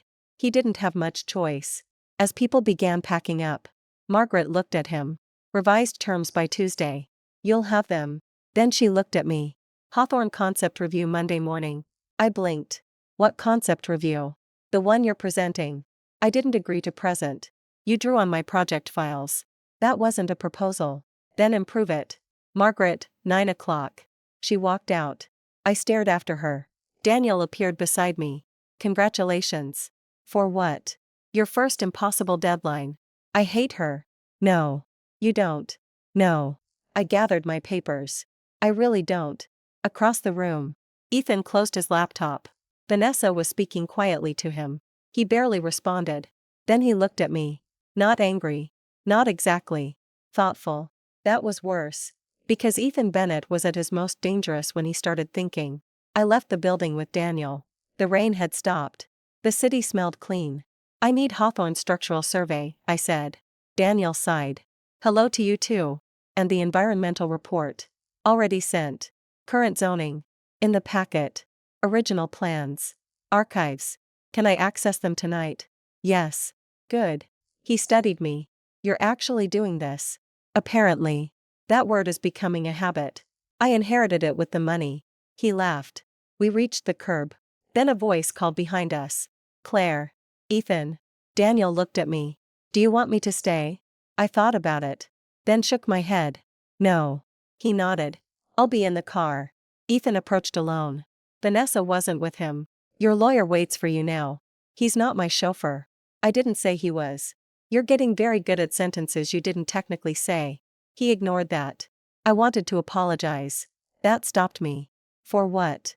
He looked toward the building. For Vanessa. Which time? His mouth tightened. Today. Okay. She shouldn't have implied you were acting emotionally. She did more than imply it. I know. Anne. And I told her. I raised an eyebrow. You told her what? That she was out of line. I waited. He seemed to expect more. Congratulations. His expression darkened. I'm trying. At what? He didn't answer immediately. Then, understanding. I almost laughed. You're late. I know. That was unexpected. The humor disappeared from me. For a moment. He looked tired. Not CEO tired. Not long day tired. Human tired. I thought you'd fight the divorce, he said. I know. I thought you'd hate me. I did. He looked at me. Past tense. He heard it. I thought today you'd try to kill the contract. I didn't. No. His voice became quieter. You made it better. I said nothing. He looked back through the glass doors. My team missed the occupancy update. Yes. You didn't. No. Another silence. Then he gave a bitter little smile. You've done that for me for years. There it was. The sentence I had once wanted more than anything. Recognition. Finally. And somehow it felt small. Too late. I know. He looked at me sharply. No gratitude. No emotional collapse. Just acceptance. I don't think I ever said thank you. No. Claire, I don't need it now. He stopped. I'm not saying that to punish you. I know. I mean it. I know. He looked almost frustrated by my calm again. Then he asked the question I had been waiting for since court. Are you doing this because of the money? I frowned. Doing what? This. He gestured toward the building. The board. Hawthorne. Design. I thought about Arthur's letter. My old portfolio. The foundry plans spread across a table. The way I'd forgotten time while working. No. He looked confused. The money made it possible. I paused. But it didn't make me want it. Something passed over his face. Maybe memory. Maybe guilt. When we met. You used to talk about buildings constantly. I smiled faintly. I was unbearable. You were excited. He looked down. I don't remember when you stopped. I do. That hurt him. I saw it. But I wasn't going to rescue him from it. Not anymore. A car horn sounded. Daniel was waiting. I stepped toward the curb. Ethan spoke behind me. Claire. I turned. His expression was different again. More vulnerable than I'd seen in years. Was I really that bad? There were 1,000 possible answers. Yes. Sometimes. Not always. You loved me once. You hurt me anyway. You took me for granted. I let you. You cheated. I stayed too long. You became selfish. I became invisible. But none of those answers mattered as much as the truth. I don't think you noticed. He stared at me. That's worse. I got into the car. Vanessa was waiting at Ethan's house when he returned. She had opened a bottle of wine. 2 glasses. Dinner from his favorite restaurant sat untouched on the kitchen island. Once. The scene would have looked intimate. Comforting. Like proof that leaving me had given him exactly what he wanted. Instead. Ethan stood in the doorway and felt tired. Vanessa looked up. Finally. He loosened his tie. Long meeting. I heard. Her tone made him look at her. She took a drink. So what? Did she kill the contract? No. Vanessa blinked. No. Then what happened? We revise. Because of her. Because the board had concerns. Because of her. Ethan set his laptop down. Some of her concerns were valid. Vanessa laughed. That sound irritated him. What? Nothing. Say it. She folded her arms. I just think this is exactly what she wanted. What is? Power over you. Ethan stared. Vanessa continued. Think about it. The second she gets money. Suddenly she's sitting on a board judging your company. She inherited the shares. Convenient. Stop. Her expression changed. Excuse me. Stop acting like Claire invented the trust to annoy you. Vanessa's mouth fell slightly open. Ethan rubbed his forehead. He immediately regretted the tone. But not the words. She stared at him. You defended her. I corrected you. Same difference. No. She laughed again. But there was no humor in it. Wow. Vanessa. No. It's fine. She picked up her wine. You've been weird since court. I'm divorced. That's what you wanted. He looked at her. Yes. It was. Wasn't it? 4 months. He'd imagined relief. No more arguments. No more resentment. No more Claire asking when he'd be home. No more feeling guilty every time he looked at Vanessa. Freedom. He had expected freedom to feel lighter. Instead, the house felt strangely unfinished. Not empty. Unfinished. Like someone had removed an invisible system that kept everything operating. He opened a drawer looking for a charger. Not there.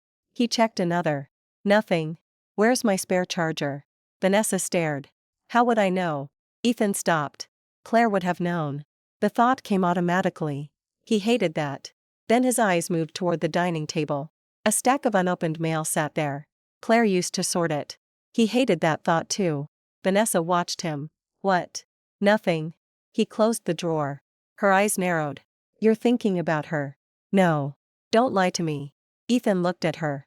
The irony was almost offensive. You want to talk about lying. Her face changed. He regretted it immediately. But again, not entirely. She set the glass down. So that's where we are now. I had a long day. And somehow that's my fault. I didn't say that. You never say anything directly. The sentence hit him strangely. Claire had once said almost the same thing. Years ago. Before Vanessa. Before divorce. Before he stopped listening. He grabbed his laptop. I'm going to work. Vanessa stared after him. Ethan. He stopped. She looked hurt now. Actually hurt. For a moment. He remembered why he'd chosen her. Vanessa had made him feel admired. Wanted. Uncomplicated. Claire had become associated with questions. Responsibilities. History. Expectations. Vanessa had felt easy. But suddenly he understood something he had never considered before. Easy and real were not the same thing. Are you regretting it? Vanessa asked. His expression hardened. Regretting what? Leaving her? No. The answer came too quickly. Vanessa heard it. So did he. She looked away. Good. But neither of them believed him. I didn't know any of that. That night. I sat on the floor of my hotel room surrounded by drawings. Hawthorne. Original 1912 plans. Structural surveys. Historic photographs. Fire code notes. Environmental assessments. A laptop balanced on the coffee table. Chinese takeout going cold beside me. At 11:47 p.m. Daniel sent a message. Still working. I sent him a photo of the floor. His response, that looks like a paper explosion. Progress. Those aren't synonyms. I smiled. Then another message came. Margaret says don't preserve the east shed just because it's old. I stared. Is she spying on me? She says she knows your type. What type? Sentimental designer. I looked at the east shed plan. Margaret was right. I had been trying to save it because of one beautiful brick wall. Structurally. The rest was useless. I hated her. Again. I picked up a red pen. Crossed out the shed. Then something clicked. If I removed it. The courtyard opened directly toward the river. Public access. Event space.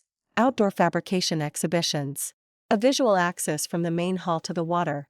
I grabbed tracing paper. Started sketching. Midnight. 1. 2. At 2:30. I stopped. Not because I was tired. Because my hand was shaking. I stared at the drawing. The main manufacturing hall remained. Almost untouched. Studios occupied the quieter perimeter. A material library cut through the center. The demolished shed became a river courtyard. The old crane rails remained suspended overhead as lighting infrastructure. The scars stayed. The building remembered what it had been. But it had somewhere to go next. My throat tightened. It wasn't perfect. Not even close. But it was mine. Mine. Not something I made for Ethan. Not something that would appear under his company's name. Not something I squeezed into the hours left after everyone else had taken what they needed from me. I thought about Arthur. I wished. Unexpectedly and painfully. That he could see it. Then I laughed quietly. Maybe that was the point. He already had. Before I did. I picked up my phone. Opened a new email.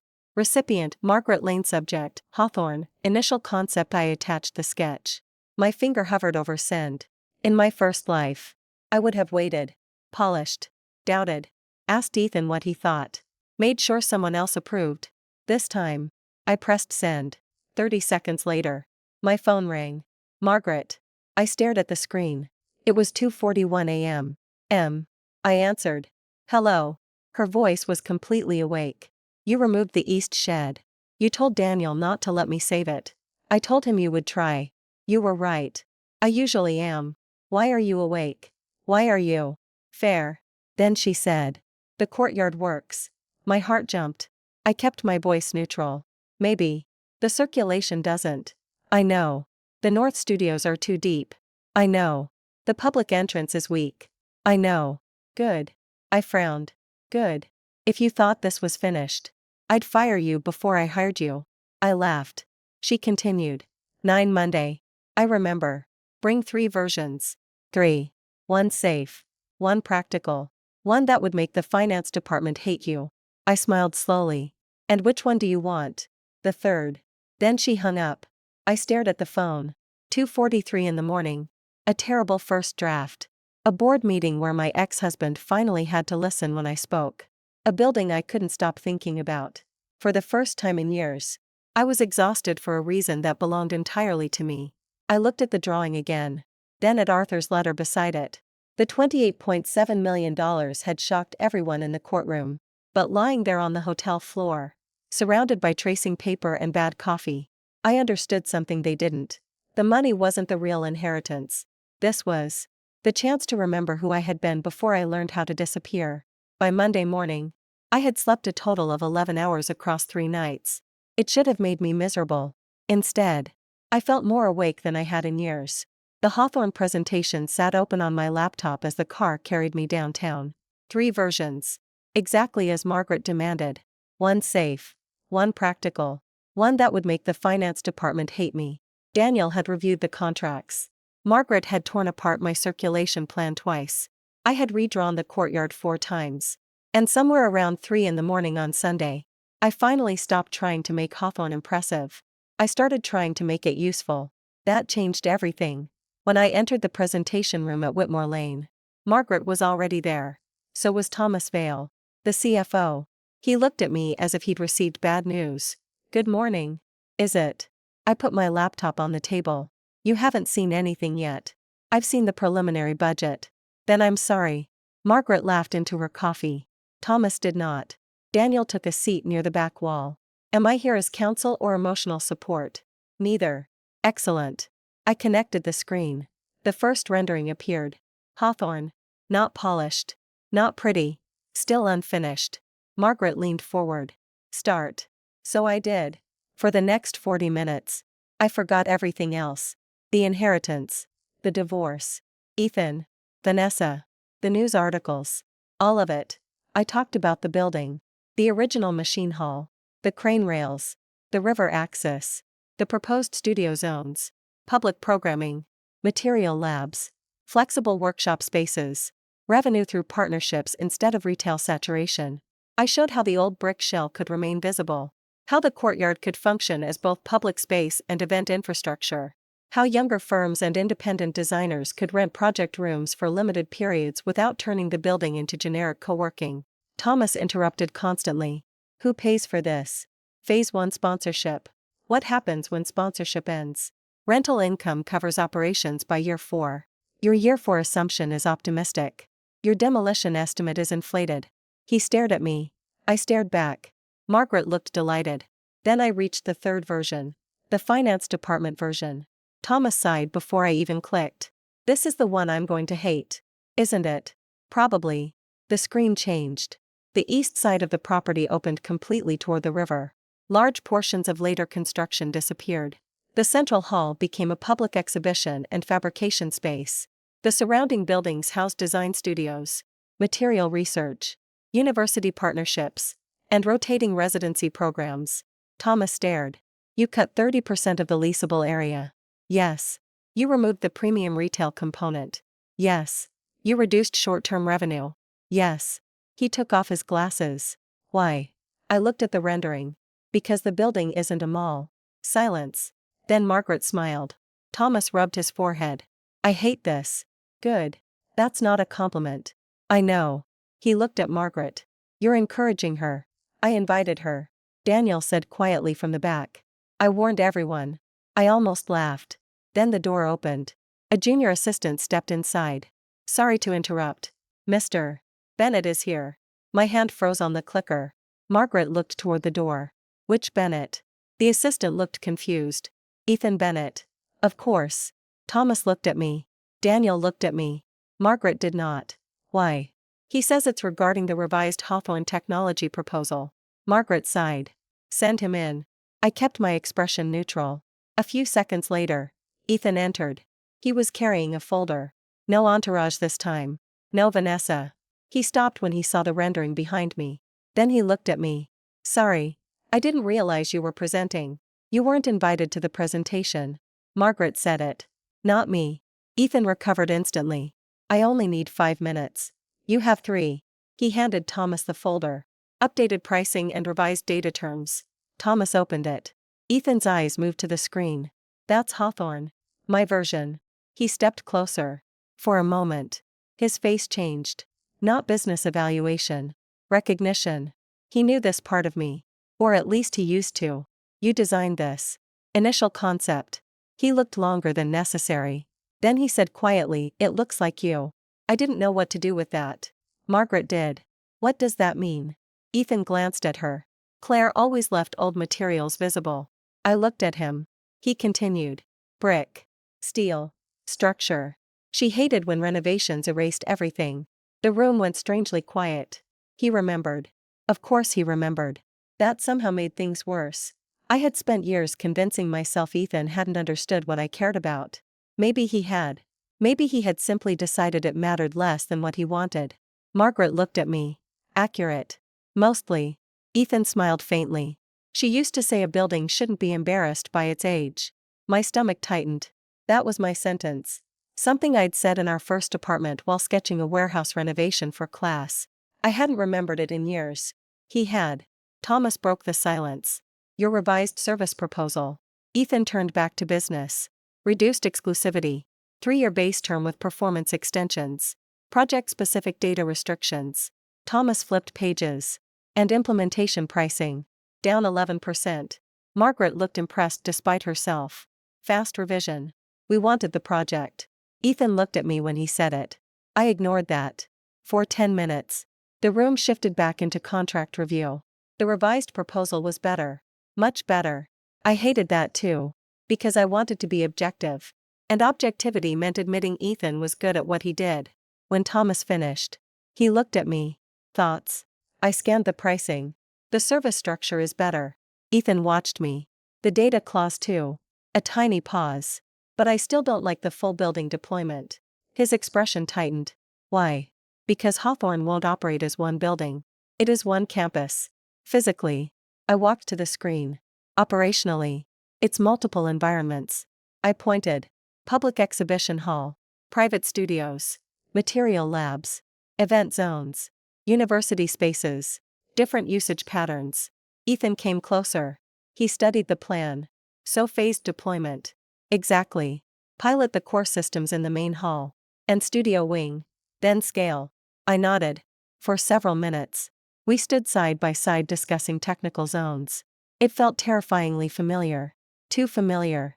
The way conversations used to work before our marriage became a series of assumptions. I would see a problem. He would see a solution. Then we'd argue until something better existed. Margaret watched us. So did Daniel. I stepped away first. That's my recommendation. Ethan nodded. We can revise for phased implementation. Thomas closed the folder. Then do it. Ethan looked at Margaret. She nodded. Thursday. He gathered his documents. Then turned toward me. Claire. I waited. Good presentation. Simple. Professional. No hidden meaning. At least none I wanted to deal with. Thank you. He left. The door closed. Margaret looked at me. I knew what was coming. No. She smiled. I didn't say anything. You were going to. I was going to say you two work well together. Thomas looked down at the budget. Daniel became very interested in his phone. I stared at Margaret. Don't. She leaned back. Fine. Then she pointed to the screen. Your public entrance is still weak. Good. Back to work. Across town. Vanessa sat in Ethan's kitchen scrolling through an article about me. My picture had finally appeared online. Not a good one. A photograph from a charity dinner 2 years earlier. I stood beside Ethan in a dark green dress. He was looking toward the camera. I was looking at him. The headline read, Claire Bennett steps into Whitmore Lane governance after $28 7 minheritaNC. Vanessa stared at the image. Then at the paragraph beneath. It mentioned Hawthorne. My board writes. My background in design. My grandfather. Nothing about her. Nothing about the divorce except one sentence. She hated that sentence most. The inheritance became public during Bennett's divorce proceedings last week. That was all. No scandal. No romantic drama. No mention that Ethan had left me for her. She had spent months believing the divorce would be the beginning of her public life with Ethan. Instead, it had become a footnote in mine. She threw the phone onto the counter. The front door opened. Ethan entered. Earlier than expected. "You're home." He looked tired. "So are you. I work here now." He glanced at her. "I didn't mean it like that." She smiled tightly. "How was Whitmore?" He put his keys down. "Fine. Did she vote against you?" "No vote." "Did you see her?" A pause. "Yes." Vanessa's shoulders stiffened. "For the contract." She was presenting Hawthorne. That was worse. Vanessa picked up her wineglass. "Presenting what?" "A redevelopment concept." "Since when is she an architect again?" Ethan took off his jacket. "She isn't." "Then why is she presenting?" "Because Margaret asked her." Vanessa laughed. "Of course." Ethan turned. "What does that mean?" "It means everyone suddenly thinks she's brilliant because she inherited money." His expression hardened. "That's not what happened." Vanessa looked at him. "You sound impressed." "I am." Silence. The word landed between them. Ethan realized too late how it sounded. Vanessa stared. "Wow. Don't." "No." "Say it again." "I said I'm impressed by the work." "Her work." "Yes." Vanessa set the glass down harder than necessary. "You weren't this impressed when she was your wife." Ethan went completely still. The kitchen fell silent. Because there it was. The thing neither of them had said. The accusation Vanessa had not intended to make. He looked away. "That's not fair. Isn't it?" "Vanessa. You left her because she had no life outside you."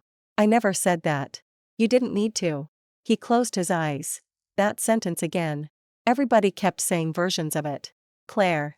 Vanessa. Even himself. He looked toward the window. Rainwater still clung to the glass. Vanessa's voice softened. "Did she say anything about me?" "No." That answer hurt more than if I'd insulted her. "No. No. Nothing." Ethan looked at her. "Why would she?" Vanessa didn't answer. "Because she knew. She wanted me angry. Jealous. Obsessed. Anything that proved she had taken something from me. But I wasn't fighting. And without that fight, she had no victory to celebrate." "Are you going to her meeting Thursday?" she asked. "It's my contract." "That's not what I asked." Ethan's jaw tightened. "I don't know what you want from me." Vanessa laughed bitterly. "Maybe the same thing she wanted." He looked at her. "To matter when you're in the room." Then she walked away. Ethan stood alone in the kitchen. For the first time, he wondered if the problem had never been which woman stood beside him. Maybe the problem had been him. He hated that thought. "I knew none of this." Monday afternoon. I finally checked out of the hotel. Not because I was going back to Ethan's house. Never. I rented a furnished apartment near the river. 2 bedrooms. Large windows. Bare white walls. Simple furniture. No history. That was exactly what I wanted. Maya came over with takeout and a bottle of sparkling water because she said wine seemed too divorce cliché. She walked through the apartment slowly. "This is very empty. I moved in 3 hours ago." Still. She opened the refrigerator. "You own mustard. And water. You're thriving." I laughed. She closed the door. Then she looked at me. Really looked. "You look different. $28.7 million does wonders for the skin." "I'm serious." I sat on the kitchen island.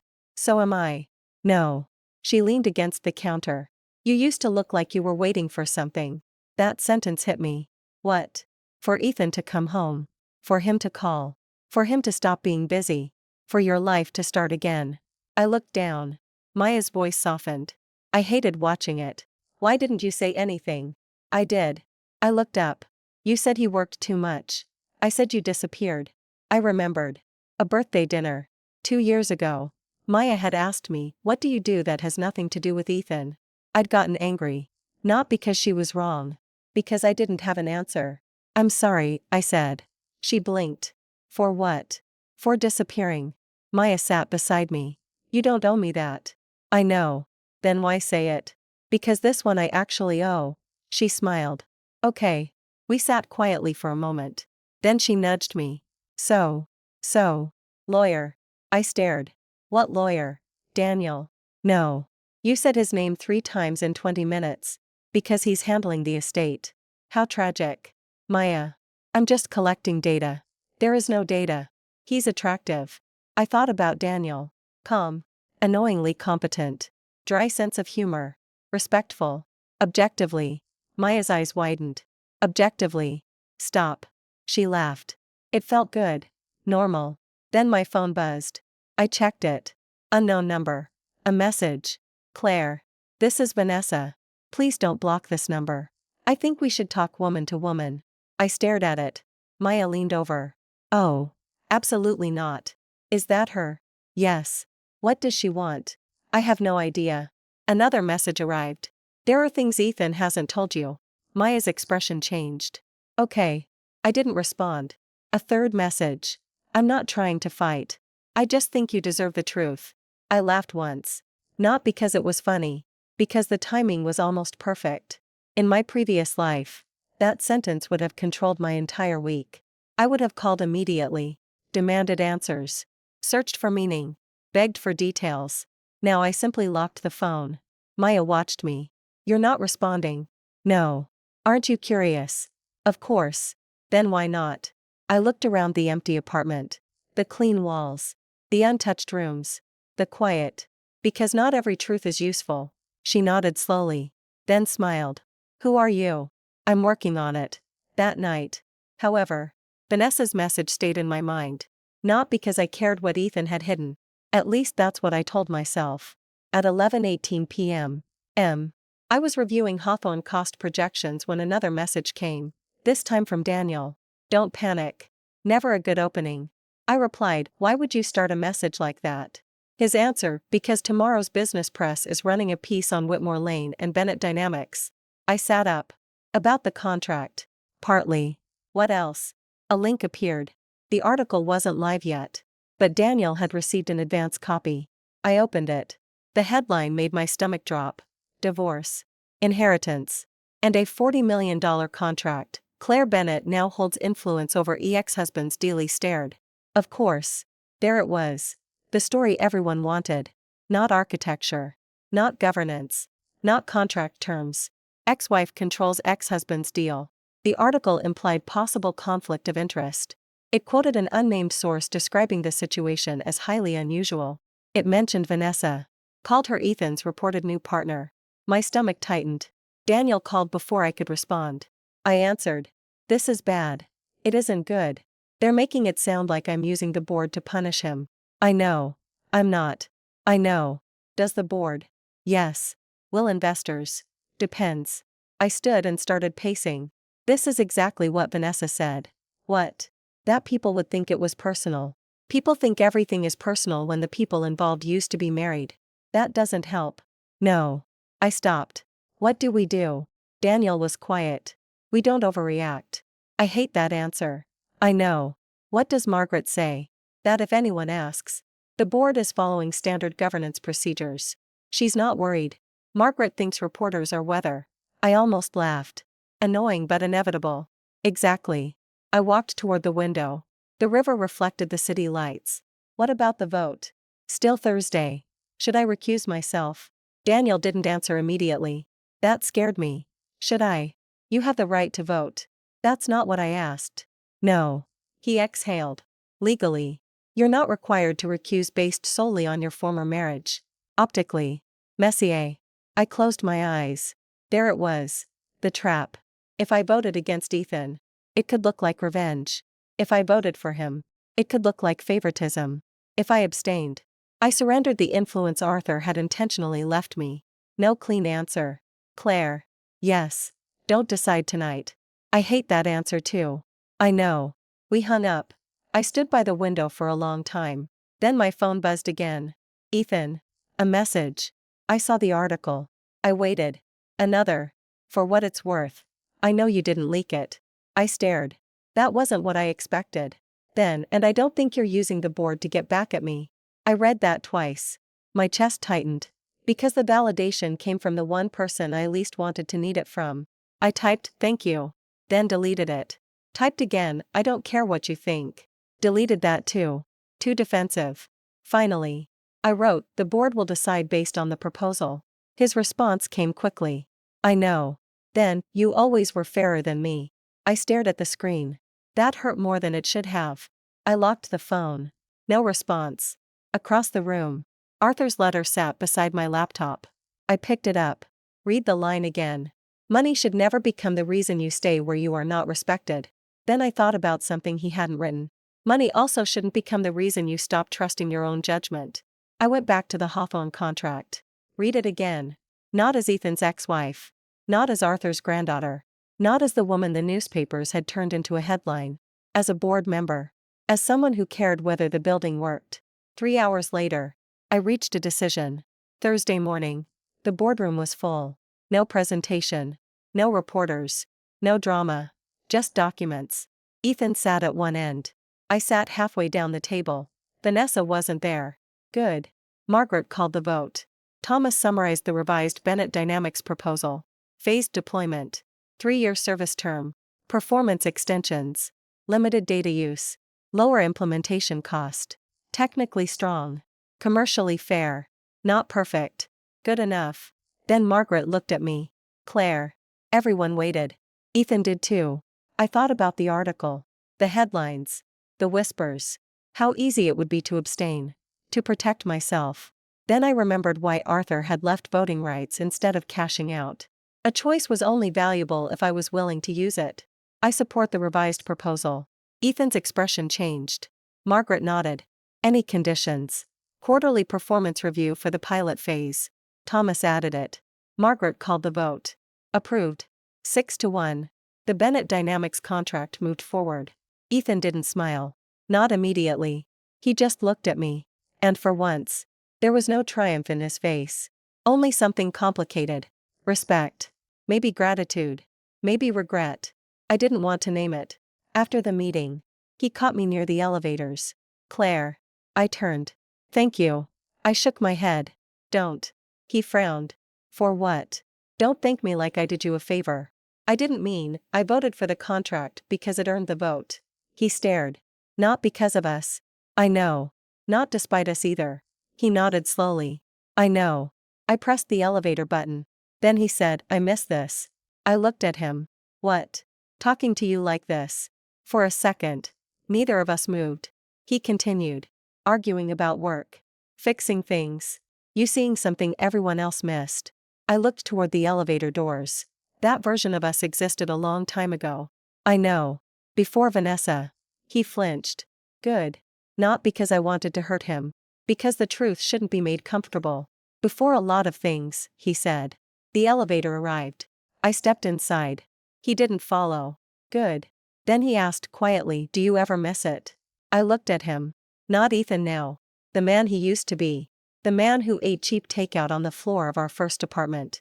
The man who once believed my ideas were worth listening to. The man I had loved. Sometimes. His face changed. Hope. Tiny. Dangerous.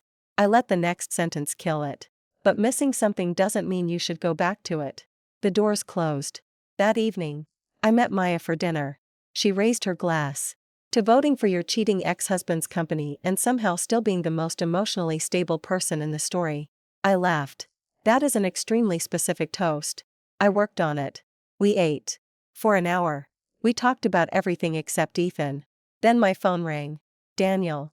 I answered. Please don't start with don't panic. I wasn't going to. Good. Arthur's letter wasn't the only thing he left. I stopped.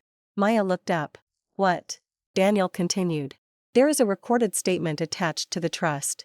My grip tightened around the phone. Recorded. Video. When? 6 months before he died. Why didn't you tell me? Because the release instructions were conditional. On what? Your first formal participation in Whitmore Lane governance. I stared at the restaurant table. That had happened today. The vote. My first official use of the shares. When can I see it? Whenever you're ready. I looked at Maya. She knew from my face that something had changed. Tonight. Claire, tonight. A pause. I'll send you secure access. We hung up. Maya touched my wrist. You okay? I don't know. And that was true. An hour later. I sat alone in my apartment. Laptop open. A secure file waited on the screen. Arthur Whitmore, private statement for Clary. I pressed play. The video opened. My grandfather appeared. Older than I remembered. Thinner. Gray hair. He sat in what looked like a study. For several seconds. He said nothing. Then he looked directly into the camera. Claire. My chest tightened. His voice was deeper than I remembered. I don't know whether you're watching this angry, grateful, confused, or not at all. He smiled faintly. Knowing our family. Probably angry. I almost laughed. Then his expression changed. I left you the money because money buys time. I stopped breathing. The shares are different. He leaned closer. I left you the shares because I need you to understand something I should have told you years ago. My fingers tightened around the edge of the laptop. Arthur looked tired. But clear. Your husband didn't build his first company alone. My heart stopped. I stared at the screen. Arthur continued. And neither of you knows how much of it began with you. The video cut to black. For a second. I thought it had ended. Then text appeared. Part 2 requires legal authorization. I sat frozen. Then my phone rang. Daniel. I answered immediately. What does he mean? Daniel was silent. Daniel. I think we need to talk in person. No. Claire, tell me. Another pause. Then he said, Arthur invested in Ethan's company. Everything inside me went still. What? Indirectly. How much? I don't know the complete number yet. Daniel. I know of at least one early funding vehicle. My throat tightened. No. Claire, no. I stood so quickly the chair scraped behind me. Ethan told me his first major investor came through a private technology fund. Yes. I already knew the answer. I just didn't want to hear it. Daniel's voice became very quiet. That fund was partially capitalized by Arthur Whitmore. I closed my eyes. The room tilted. All those years. All those nights Ethan told me he had built everything from nothing. All the times I believed my grandfather had abandoned me. All the times I thought I had given up my career to support Ethan's dream. And somewhere behind the scenes, Arthur had been supporting it too. Not Ethan. Me. Or maybe what he thought would become my future. Did Ethan know? I don't know. Find out. Claire. Find out. I ended the call. Then I stood alone in the apartment, staring at the dark laptop screen. For the first time since my rebirth, I felt something stronger than relief. Stronger than grief. Stronger even than anger. I felt betrayed by a past I had thought I understood. And suddenly the $28.7 million wasn't the biggest secret my grandfather had left me. Not even close. Daniel arrived at my apartment the next morning with 2 folders and an expression that told me I wasn't going to like either one. I didn't offer him coffee. Tell me. He placed the first folder on the table. Arthur invested $1.8 million through Northbridge Ventures during Bennett Dynamics' first major funding round. I stared at the number. Ethan had told that story 100 times. How he'd nearly run out of money. How one investor had finally believed in him. How that check had changed his life. He never knew the investor was connected to me. Did Ethan know? Not then. Later. Daniel opened the second folder. 3 years ago. Arthur met him. My stomach dropped. What? Privately. Why? Daniel slid a copy of a letter toward me. Arthur had written it after the meeting. I read only the important lines. Ethan had learned who Arthur was. He had also learned that Arthur's investment had helped keep Bennett Dynamics alive. But Arthur made him promise not to tell me. My hands went cold. He knew. Eventually. Yes. I laughed once. It wasn't funny. 4 years. Ethan had spoken about building everything himself. Worse. He had watched me abandon my own career to support his. And he knew my grandfather had quietly helped finance his success. Why would Arthur make him hide it? Daniel hesitated. Because Arthur thought you'd refuse anything connected to him. That sounded painfully believable. I kept reading. Then I reached the last paragraph. Arthur had written, I invested because Claire believed in him. I regret that I never invested as much faith in Claire herself. I stopped. Daniel said nothing. There was another document beneath it. A list. My work. The original Bennett Dynamics office concept.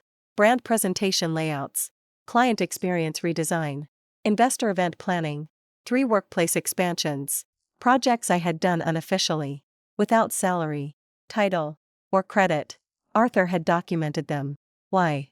He wanted you to understand that Ethan's company wasn't built beside you. Daniel looked directly at me. You helped build it.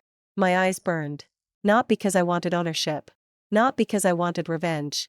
Because someone had noticed. Someone had seen the years I had convinced myself didn't count. My phone rang. Ethan. I stared at his name. Then answered. We need to talk. His voice sounded different. I know what you found. Of course he did. Then come over. Ethan arrived 40 minutes later. Daniel left before he came. I waited by the window. When Ethan entered, he looked exhausted. No suit jacket. No CEO expression. Just Ethan. I should have told you. Yes. I wanted to. When he stopped. That was enough. I folded my arms. You knew Arthur helped fund your company. Not at the beginning. But later. Yes. And you said nothing. He asked me not to. You could have told me after he died. I didn't know he was leaving you the trust. That's not the point. I know. For once. He didn't argue. I looked at him. Did you ever think about telling people what I did for Bennett Dynamics? His expression changed. Claire, answer me.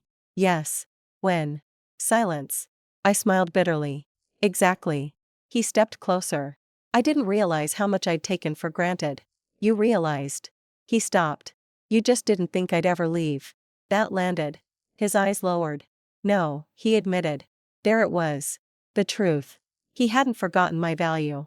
He had simply believed it would always belong to him. I thought you'd always be there, he said. I know. And I treated that like a guarantee. Yes. He looked around my apartment. My drawings covered one wall. Hawthorne plants sat across the dining table. For the first time, Ethan was standing inside a life that didn't contain him. I was wrong. I had waited years to hear those words. They felt surprisingly small. Yes, I said. You were. Vanessa called him while he was still there. He declined the call. Then again. And again. Finally. I said. Answer it. It's not important. She was important enough to end our marriage. He flinched. Good. He answered. I couldn't hear every word. But Vanessa was angry. Then I heard one sentence clearly through the phone. Would you be chasing her if she hadn't inherited $28 million? Ethan froze. So did I. Vanessa continued. If that judge had never announced the money, would you even miss her? Ethan looked at me. And he hesitated. Only a second. Maybe less. But I saw it. That second told me more than every apology he'd made. I turned away. Ethan ended the call. Claire. You should go. That isn't what I meant. You didn't say anything. Because the question was ridiculous. Then the answer should have been easy. Silence. Again. I opened the door. He didn't move. I loved you before the money. Maybe. I did. But you stopped respecting me before the money too. His face tightened. That was the difference. Love wasn't enough. Not anymore. He walked toward the door. Then stopped beside me. I don't know how to fix this. I looked at him. You don't. He swallowed. That's the part you still don't understand. What? This isn't something you're supposed to fix. I opened the door wider. It's something you're supposed to live with. He left. 2 weeks later. Ethan and Vanessa separated. I heard through Daniel. Then through Maya. Then through 3 business articles that somehow considered it news. I didn't call him. I didn't celebrate. I had Hawthorne. For the first time in years. My days were full of things that had nothing to do with my marriage. Margaret approved the revised concept. The board authorized the next design phase. And my name appeared on the internal project documents. Claire Bennett, design strategy lead. I stared at it for a long time. Then emailed HR. Please change Bennett to Whitmore on all future documents. The reply came 10 minutes later. Of course. Ms. Whitmore. I smiled. Claire Whitmore. It felt unfamiliar. But so had freedom. At 6 that evening. Daniel appeared beside my desk. You've been here 9 hours. 10. That's worse. I'm leaving. You said that an hour ago. I closed my laptop. Happy. Deeply. We walked toward the elevator. Daniel. Yes. Thank you. For what? For not treating me like I needed rescuing. He looked at me. You didn't. I know. The elevator opened. He smiled. That's probably why. We stepped inside. My phone buzzed. A message from Ethan. Can we meet one last time? I stared at it. Daniel didn't ask. I slipped the phone back into my bag. Not tonight. Maybe someday. Because Ethan still had one thing left to say. And I already knew the one question I would ask him when he did. Ethan came to see me 3 days later. I agreed because I was tired of unfinished conversations. We met at a quiet cafe near the river. When I arrived, he was already there. No Vanessa. No lawyers. No assistants. A small black box sat beside his coffee. I knew what was inside before I sat down. Our rings? I asked. Ethan nodded. I found them at the house. I almost laughed. That house really is full of ghosts. Claire. I looked at him. He seemed thinner. Tired. For once. He didn't try to control the conversation. I ended things with Vanessa. I heard. It wasn't because of you. Good. He looked surprised. I mean it. Ethan. If you left her hoping that would change something between us. It won't. His hand tightened around the coffee cup. I know. Do you? He pushed the black box toward me. Inside were our wedding rings. I'd been thinking about what she asked. I didn't need clarification. The $28.7 million. If the judge hadn't announced the inheritance, he said, would I have regretted losing you? I waited. I want to say yes. My chest went still. But. He looked down. But I don't know when I would have realized it. Finally. An honest answer. I think I needed to see you leave, he continued. Not just leave me. Leave the version of yourself I'd gotten used to. I said nothing. You were always there. Fixing things. Helping me. Waiting for me. His voice dropped. I started thinking that was just who you were. It was who I became. Because of me. Partly. He nodded. I cheated on you. I ignored what you gave up. And when I wanted out, I convinced myself you'd be fine because that was easier than admitting what I was doing. There was a time when hearing this would have broken me. Now it only made me sad. Not for the marriage. For the years. Ethan pushed the ring box closer. I'm not asking you to put it on today. I looked at him. Then why bring it? Because I want another chance. There it was. I closed the box. Then pushed it back. No. His face fell. Claire, I have one question. He stopped.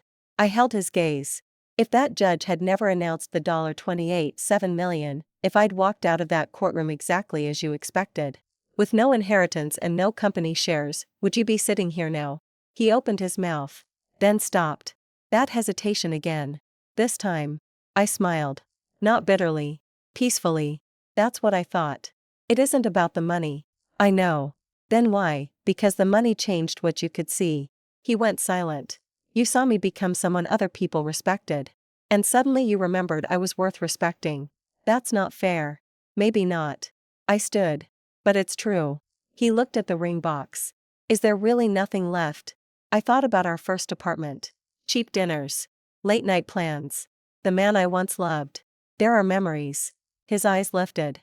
But memories aren't a marriage. I picked up my bag. Ethan. I forgive you. Hope flashed across his face. I shook my head. Forgiveness isn't an invitation back. The hope disappeared. I'm not coming home. He swallowed. I know. This time. I believed him. I left the cafe without looking back. 3 months later. Demolition began at Hawthorne. Not the whole building. Just everything that shouldn't have been there. I stood inside the old manufacturing hall wearing a hard hat while workers removed decades of bad additions. Sunlight cut through the tall windows. Margaret stood beside me. You look happy. I'm covered in dust. Same thing for architects. I'm still not technically an architect. Details. Across the hall. Daniel approached with 2 coffees. Margaret took one from him. That's mine. It wasn't. It is now. She walked away. Daniel stared after her. I dislike that woman. No. You don't. No. He handed me the remaining coffee. I really don't. We stood beneath the old steel trusses. For once. Neither of us spoke about legal documents. Or Ethan. Or money. Daniel looked up. So this is the version that made finance hate you. Mostly. Worth it. I looked around. Absolutely. He smiled. Good. Our hands brushed when I took the coffee. Neither of us moved away immediately. It wasn't dramatic. No instant declaration. No replacement husband waiting to complete my happy ending. Just warmth. Possibility. That was enough. My phone buzzed. A new email. The subject read, Hawthorne Project, Final Design Approval. He opened it.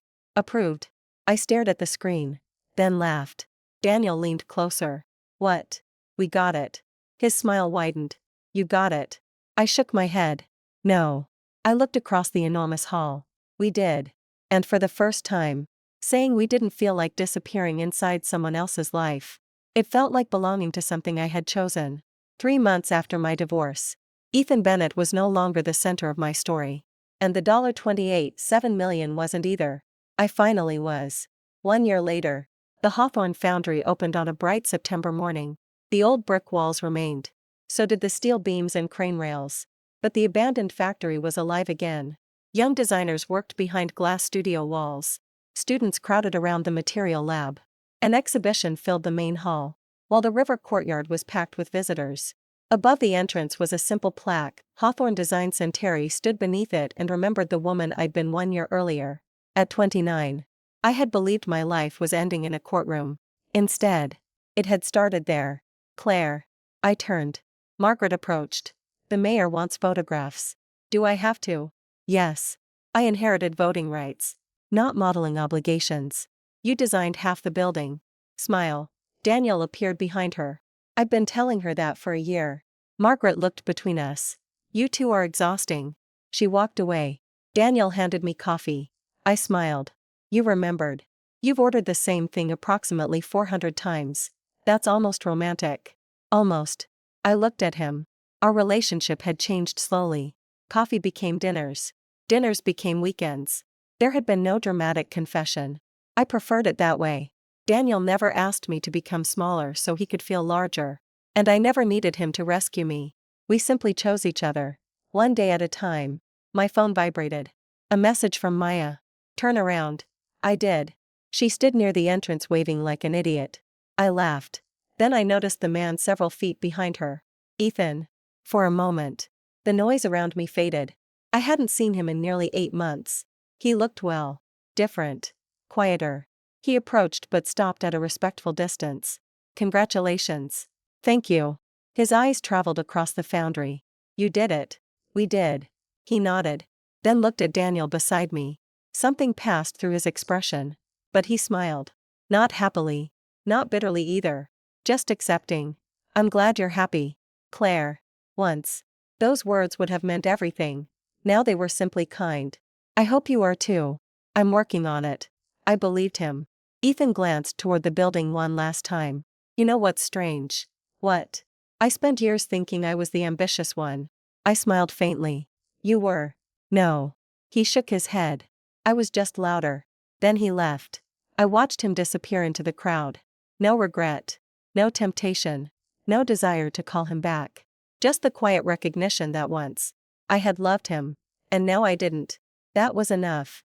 Later that afternoon, I had to sign documents downtown. The quickest route took me past the county courthouse. I almost asked the driver to keep going. Instead, I got out. The building looked exactly the same. Same marble entrance. Same security checkpoint. Same elevators. I went to the 3rd floor. Family court. The hallway was quieter than I remembered. I found the bench where I had awakened 1 year earlier with divorce papers in my lap. For a moment, I could almost see her. The old Claire. Terrified. Humiliated. Certain that losing her husband meant losing her future. I wanted to tell her something. Not that she was about to become rich. That wasn't the important part. Not that Ethan would regret leaving. That wasn't important either. I wanted to tell her that one day she would stop waiting for someone else to recognize her value. My phone buzzed. Daniel. Where did you disappear to? I smiled. Courthouse. His reply came quickly. Everything okay? I looked at the courtroom doors. Everything's finally okay. I started toward the elevator. Then I stopped. 1 year ago, Judge Holloway had announced that I had inherited $28.7 million. Everyone in that courtroom thought that was the moment my life changed. Ethan thought it. Vanessa thought it. For a while. I thought it too. We were wrong. The money gave me security.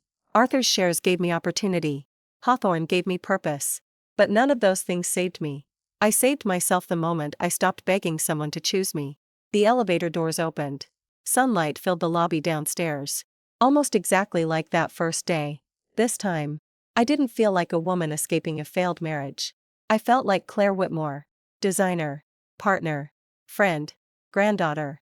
A woman with plans for tomorrow. I stepped outside. Daniel was waiting across the street. When he saw me, he smiled. I crossed toward him. 1 year ago, I thought the judge had given me $28.7 million. I was wrong. What she really gave me was my life back. And this time, I intended to keep it.